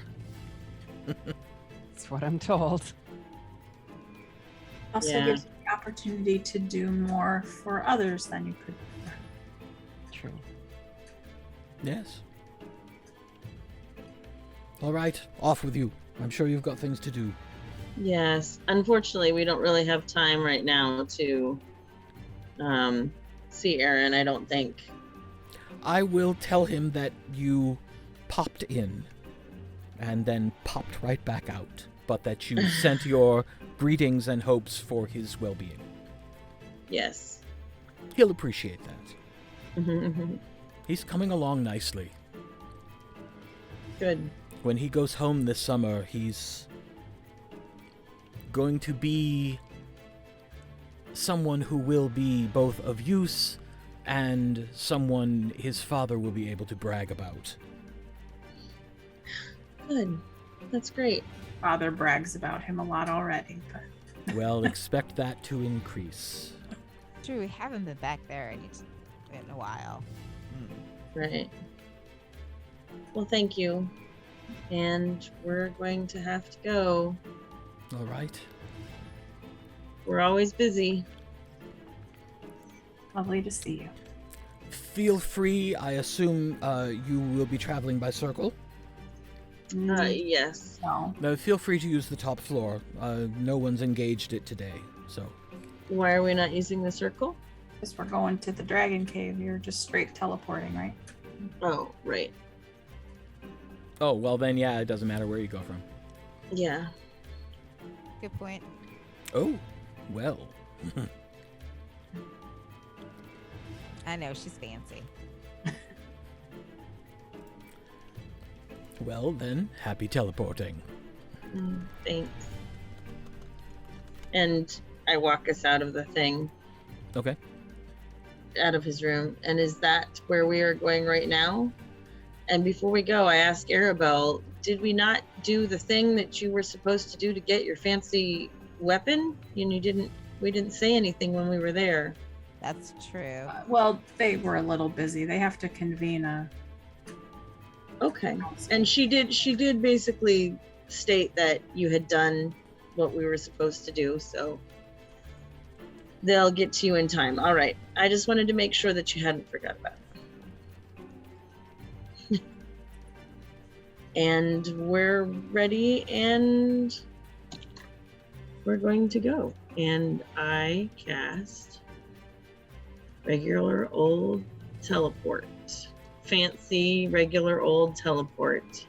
And I teleport us to just inside the mouth of the cave.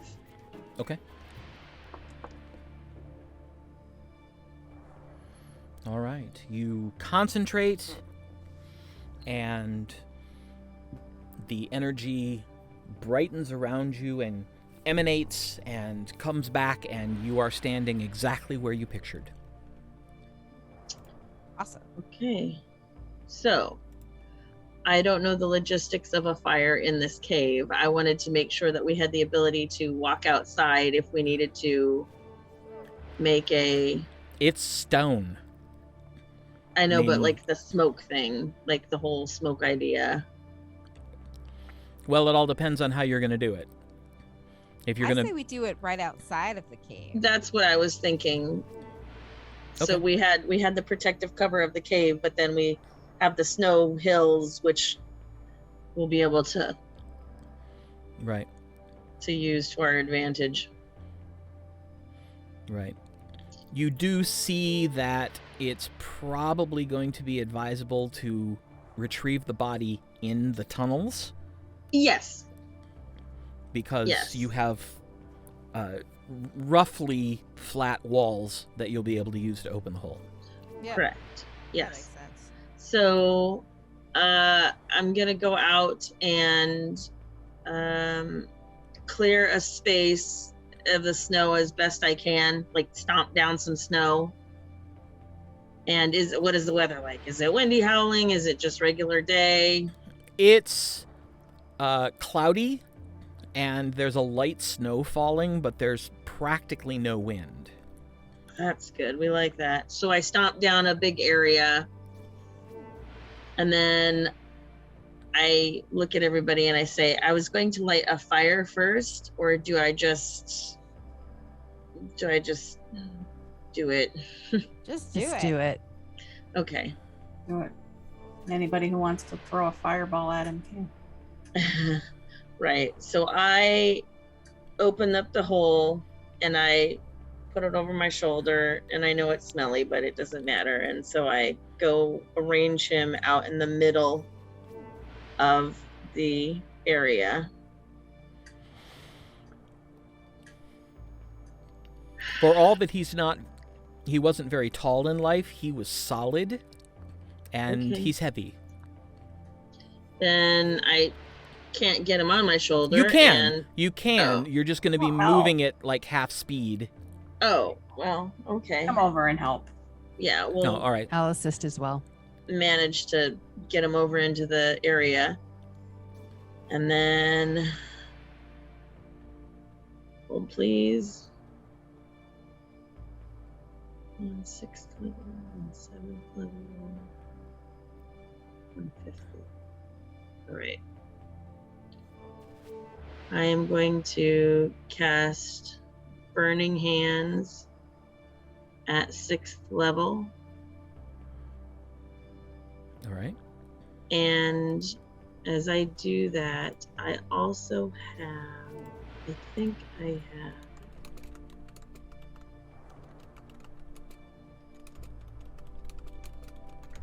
have, some oil for the hooded lantern. And I'm also going to like pour it on the body. Okay. Okay, to help accelerate. I'm gonna pour it all over the thing as best I can. And I will use 2 of my flasks for that. How? I mean, You really want him to burn. yeah. I mean, I don't want there to be Anything left? nothing, not very much. So We should and also scatter his ashes in different places. That Ew. doesn't matter. No, You don't I mean, think so? He doesn't have the ring of regeneration anymore. So he right. So And we'll for just true resurrection, you don't need a body. That's true. okay. And yeah, I cast it at 6th level. Burning Hands. Okay. Go ahead And and then- roll the damage. Okay, so I need to know I need to know, Nikki needs to know, why this wouldn't be more of a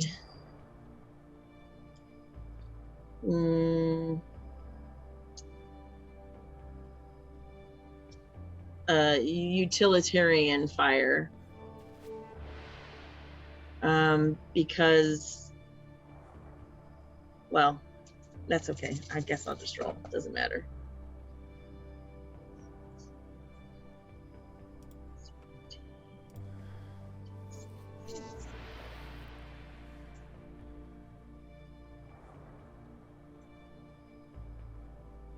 Where'd my pen go? 17, 12, and 10.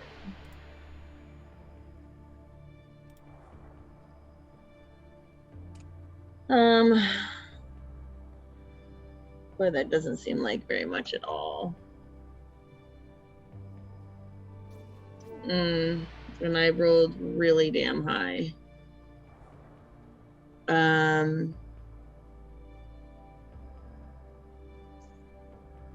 Well, he's Yeah. dead. You don't have to kill him with the damage. So. No, I know, Right. but I mean, he made it sound like it's going to be really difficult for this body to burn, so I don't know what else to do. So I got 39 points of damage, 2 vials of oil, and if I have to, I will cantrip Firebolt and Burning Hands at, first level until it's taken care of. She can cast a fireball at it if she would like. I can. All right, let's see. So how much did you do? 39. 39. It's not very much at all, but Okay. you know what? That's not true. Oh, it is true. I can do it again at a 4th level. Well, you add 5 additional fire damage for each flask of oil. Oh, so plus that's 20 more. 59. You put 4 vials on, No, just 2. then it's 10 points. Oh, So it's It's 5 points each vial. So that's Oh, yeah, 49. yeah. So 49. 49. And then I can do a 4th level Burning Hands. Well, after 49 points, how does the body look?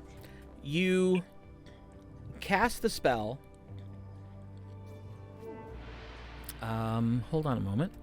It's going to take a hot minute. Let me look real quick. Pun not intended, but now intended. A hot minute. Yeah, pun was not originally intended, but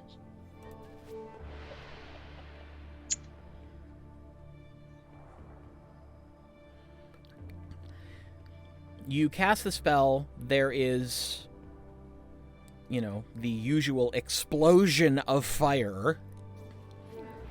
And then you see, it looks like there are still a few bones left oh, so she that can are cast- on fire. Okay. But the body is all gone. It's just bones. Mm-hmm. Do you want to fireball it? Sure. I'll do 1 fireball. Okay. There you go.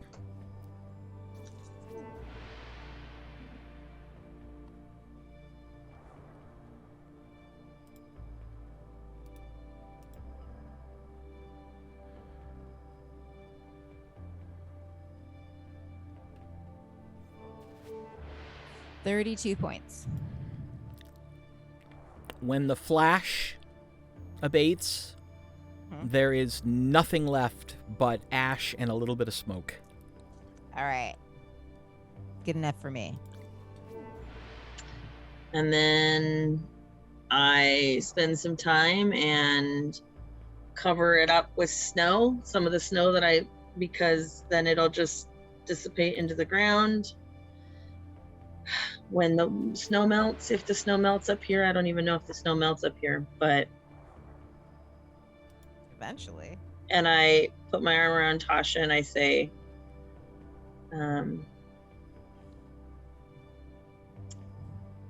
I know this was difficult, but it's done.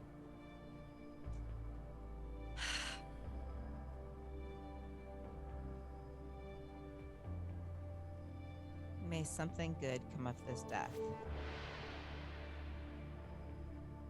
And so far it has. The dawn is on its way to being part of the new horizon. I'm full of puns tonight.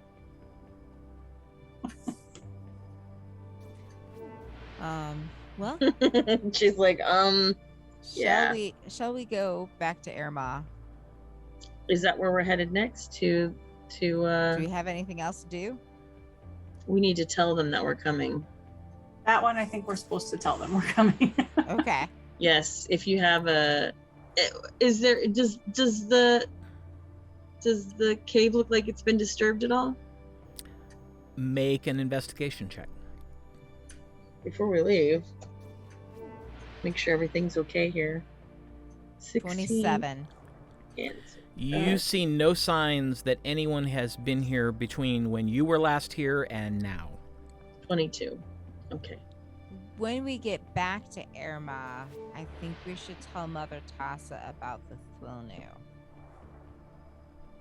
It's probably a good idea. How many more sending spells do you have today?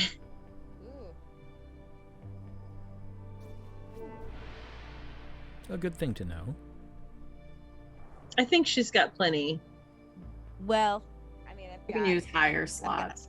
Yeah, I can use higher slots. Okay.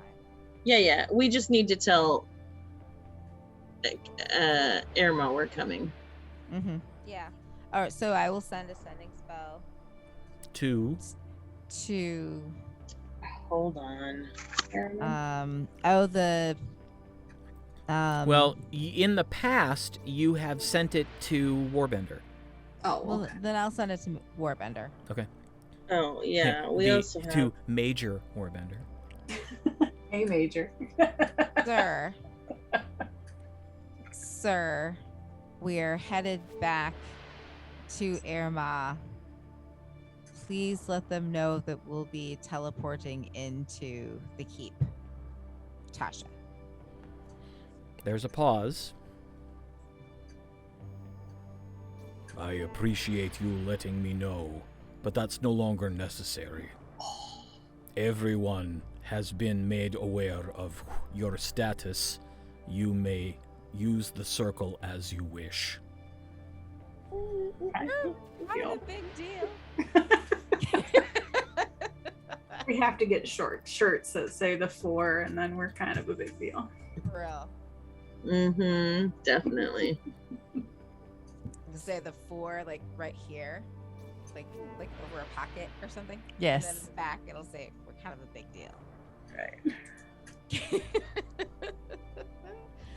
Thank you, sir. So, back we go. I say, apparently, we don't need to let them know anymore. We come and go as we please. Pretty much. All right. Well, I look around, pat the cave. Like, thanks, buddy, for being here for us. Oh, we had such good times here. And I cast Teleportation Circle, and we head back to Aermagh. Mm-hmm. All right. The white flash fades, and you find yourself standing in the teleportation chamber at Lord Bonthane's keep. There are 2 guards on the door who look intently for a second and then both snap a salute.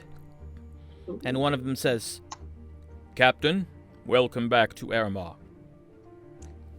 Thank you. and Nice they work you're doing here. and they both open one of the doors for you.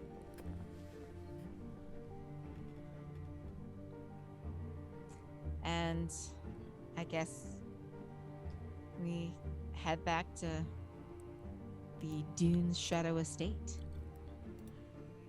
Yeah. All right. Yeah, I didn't prep this one. I should have.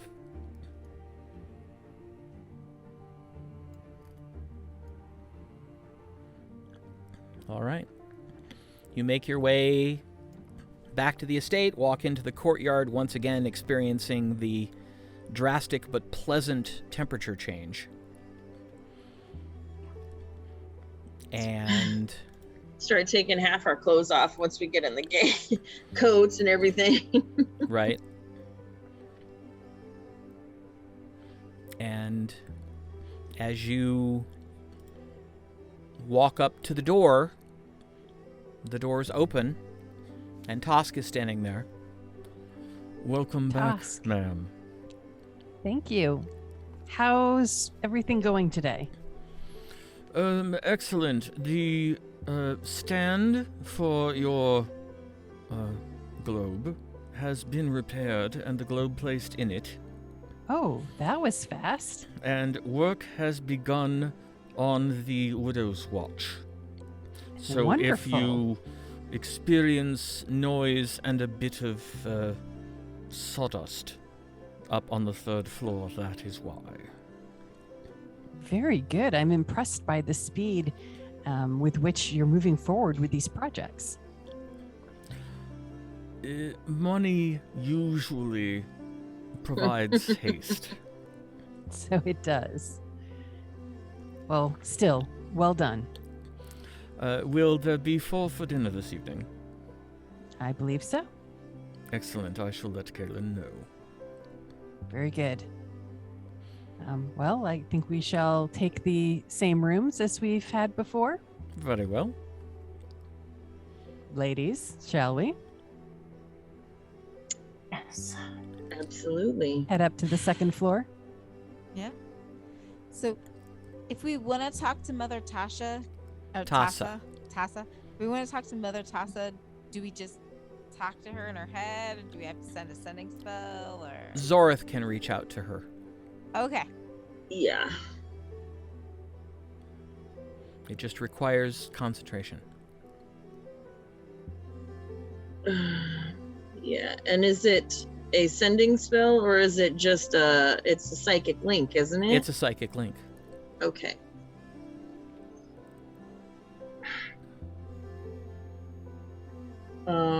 What do we want to say? There's so much. At your convenience.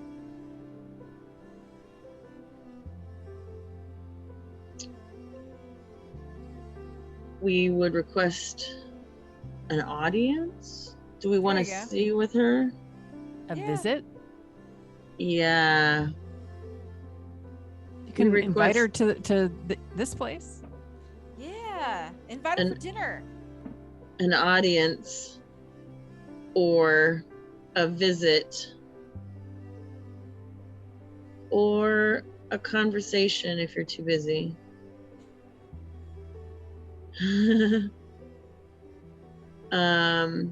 But there's much to discuss. Tell her where we are. And Will then she know? I can't remember, will she know? You're not sure.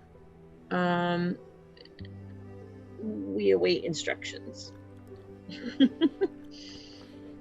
Almost immediately, you sense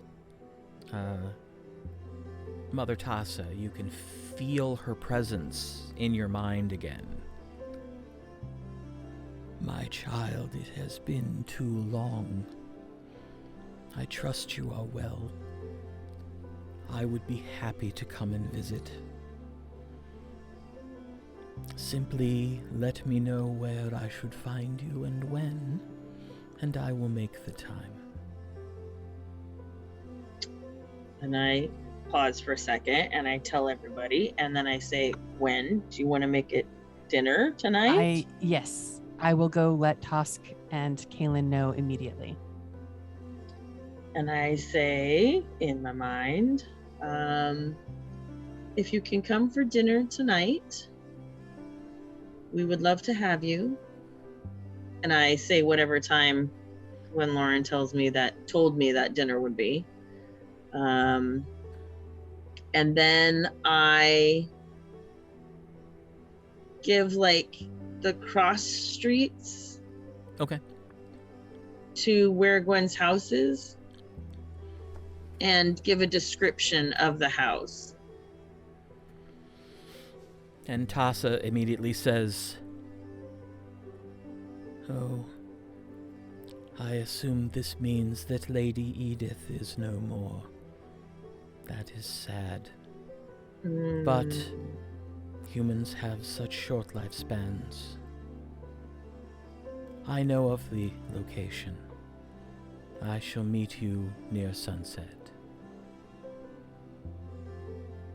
Okay, and then near sunset.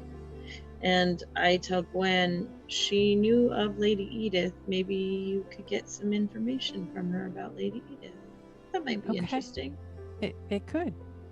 So I go find Tosk and say, "Pardon me, Tosk.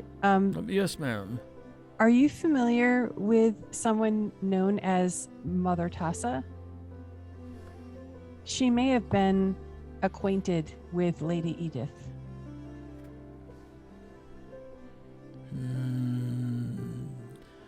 The name does not sound familiar. Perhaps I would know her face? Perhaps. Well, we just discovered that she will be joining us for dinner this evening, and I'm going to let you in on a little secret. She is actually a dragon. It's okay. This is a member of my staff. You get the biggest reaction you've gotten yet out of Tosk. He raises an eyebrow. So she's actually the spokesperson for the metallic dragons. She'll be coming here in her human form tonight, but I thought that you might want to let Kaylin know that she will have the honor of being the first cook in Aermagh to knowingly house and serve a metallic dragon. Interesting. Well, I am happy to hear that she will not be attending in her draconic form, as I do not believe we have a room suitable. Agreed. However, Kaylin will wish to know, are there any particular dietary desires or requirements for one of draconic nature?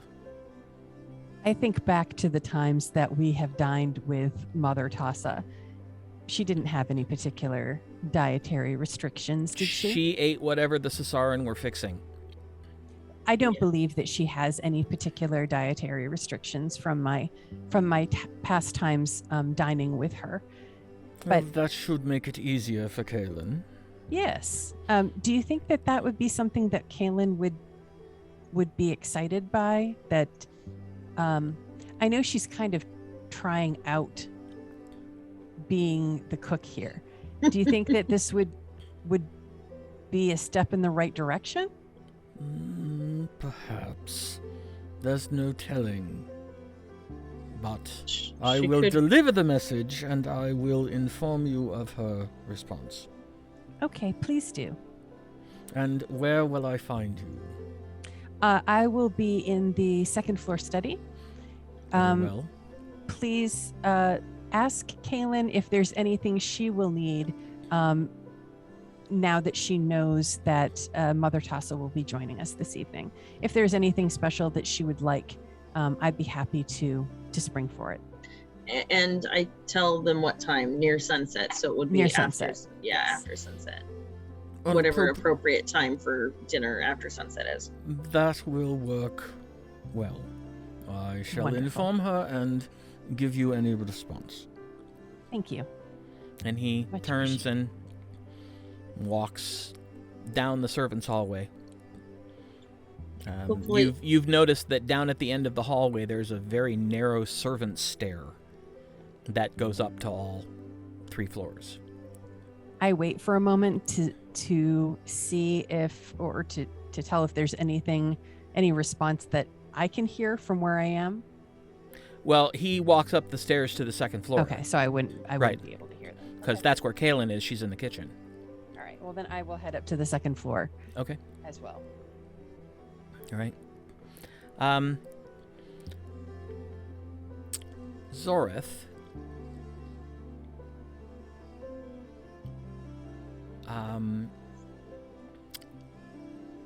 Make, what would this be? Just a straight charisma check. 16 plus not saving throws. Nope. 4. Dirty So- 20. Dirty 20. You've noticed all day so far. It's been just kind of nagging at the back of your head, but you've just started to kind of, it's working its way into your consciousness. Your back itches. Like between your shoulder blades Like, on it's like both constant, sides. It's Just can't it get seems comfortable. it seems to come and go, but it seems to be slowly increasing in severity as the day has stretched on. Oh, as the day has stretched on. Yes. Oh no.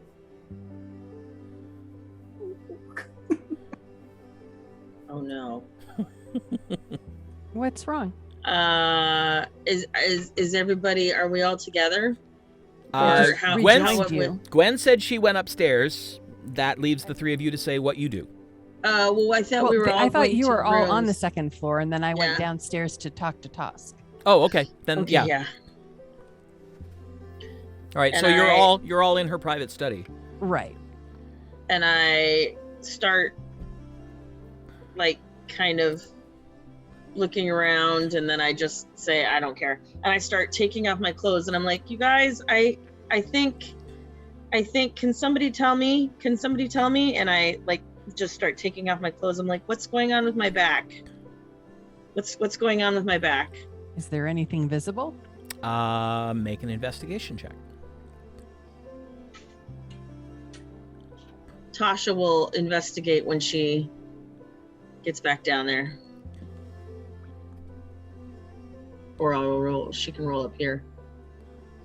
Well, I may have chatted my die, but it was a 19, so I'm going to take it. So you said investigation? Yes. So that's a 21. Aribell? Oh. I didn't know if you were rolling. Well, I figured she was kind of in there. I didn't know if we could all see her. I'm literally like showing everybody my everything. She has stripped to the waist and turned her back on the three of you. 23. investigation. 23. Okay. What are we investigating? Zorith has stripped to the waist, turned her back to you, and said, "Can you see anything wrong with my back?"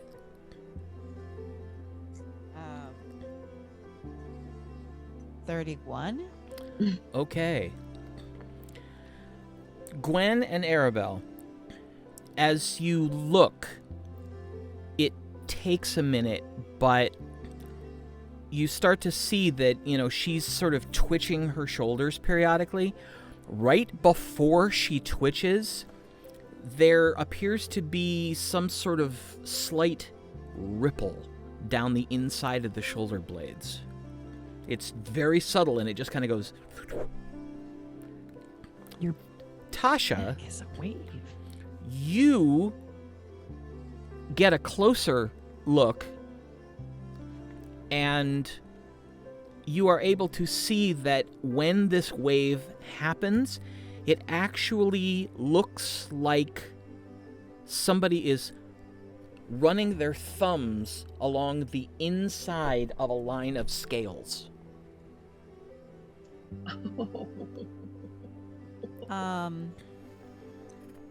Remember they told you you were gonna get wings? Yeah, I know. Is that what these are? Is that what these are? That's what they're gonna be. It's like a wave rippling down your back.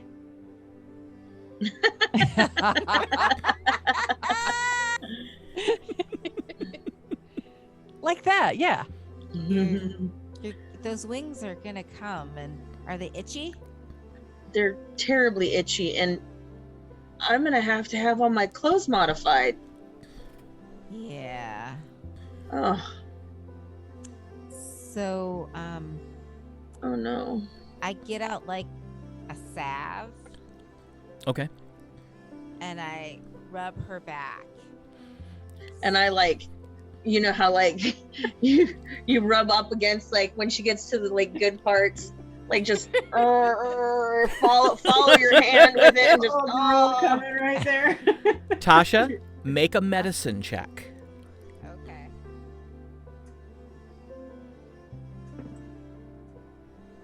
$18. It actually seems to help a bit. The sensation is still there, but it's less bothersome. And you would imagine that the salve has actually sort of moistened and made more pliable the skin, and so the pressure of whatever this is less onerous to experience. And I can't reach it, can I? Nope. Yeah. So we're gonna do this for you like 2 or 3 times a day. Oh, I great. give a light scratch over the skin, just ever so light. Oh, Okay. Like if I could be like thumping my foot, I would. You could. I mean, thump away. And so I am going to now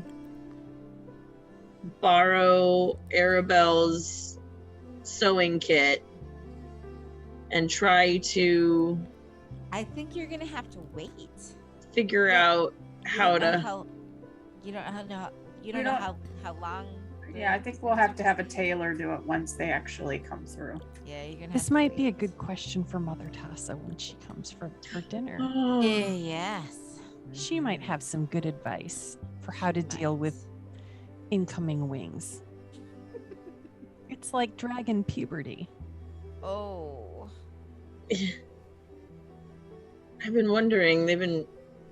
It's been bothering me all day. I just thought it was something in my outfit, and then when I realized that it wasn't like a one spot, and I realized it was 2 spots, that's kind of when I started remembering that they could be coming in real soon.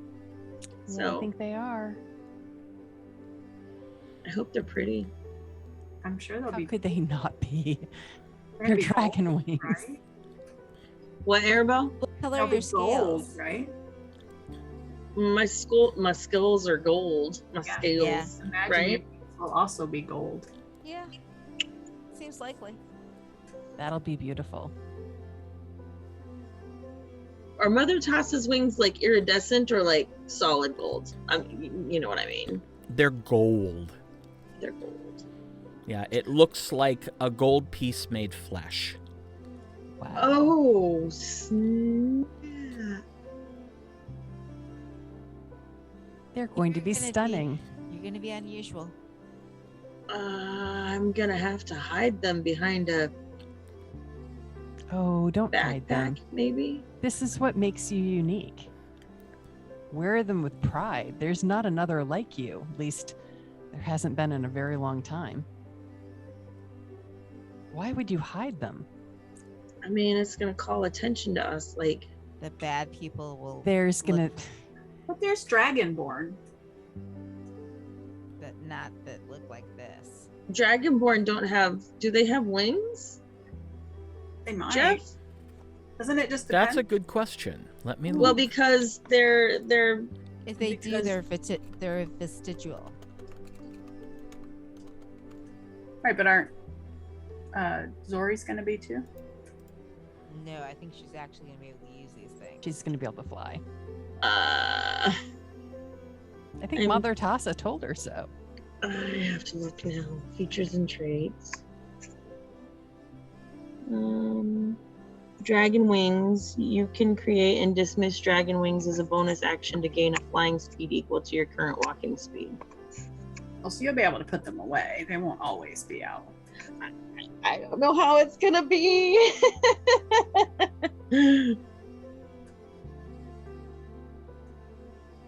I don't know if they do or not. We're going to attract attention everywhere we go anyway. The Dragonborn of Aecathan do not have wings. Okay. Well, there you are. So I'm gonna be the only one in all of Aecathan. All of Aecathan. Except That we for the know of. dragons. Now Like the Tails, yeah. chromatics may have their own. That's true. That's true. That's true. That's true. That's true. That's not a good. I don't even want to think about that. Yeah. Yeah, there could be Jagravan and dragon sorcerers. Well, would they know how to do what happened in this situation? I mean, it was a pretty rare situation. Right. I don't know. I don't know. Probably not like the We'll way- ask. We'll ask Tasha, Mother Tassa. Tasha. Yes. if you would, make an Arcana check. As a bard,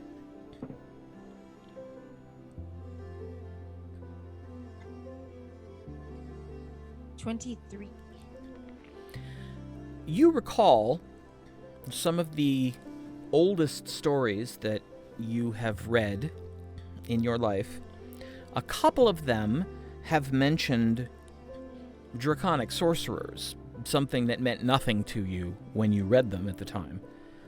But in the stories, these sorcerers were tutored by dragons. They were taught their sorcery by dragons, and as such, they received these gifts, similar to what Zorith has so far and what she's been told will manifest. You know, I remember stories about draconic mages, and they were actually taught how to use their powers by dragons. Sorcerers, yeah? Sorry. That's okay.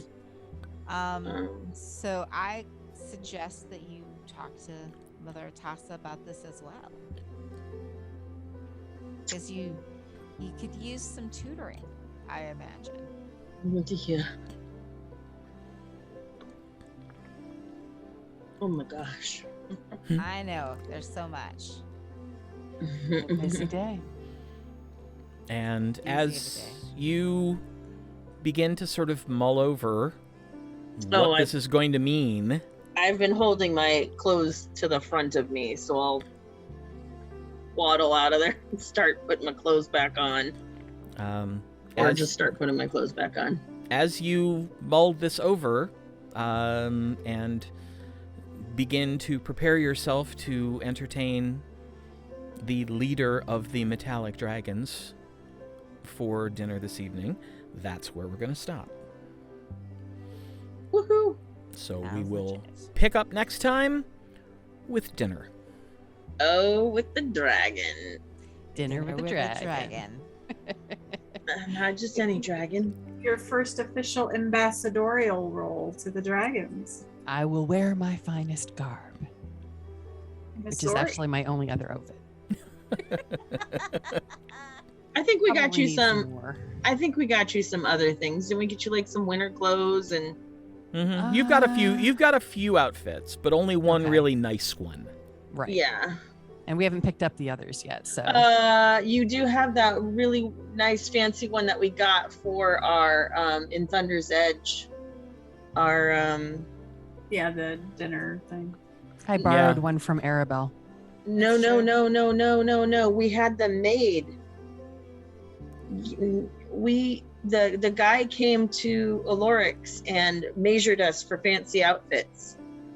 Yeah, we had something made. It's just one. It's just one. Okay. You guys did. I don't remember that, but I'll take your word for it. Yeah, that's your fancy outfit that you already had. Okay. Yeah. All right. Sorry. So thank you all for watching. We really do appreciate it. Remember, stay safe, stay sane. If you feel like continuing to wear your mask, feel free to do so. We all are. And take care of yourself and those you care about so that you'll be able to join us next time and let us welcome you back once again to the lands of Aecathan. Bye, everybody. Good night, everybody. Night. Bye.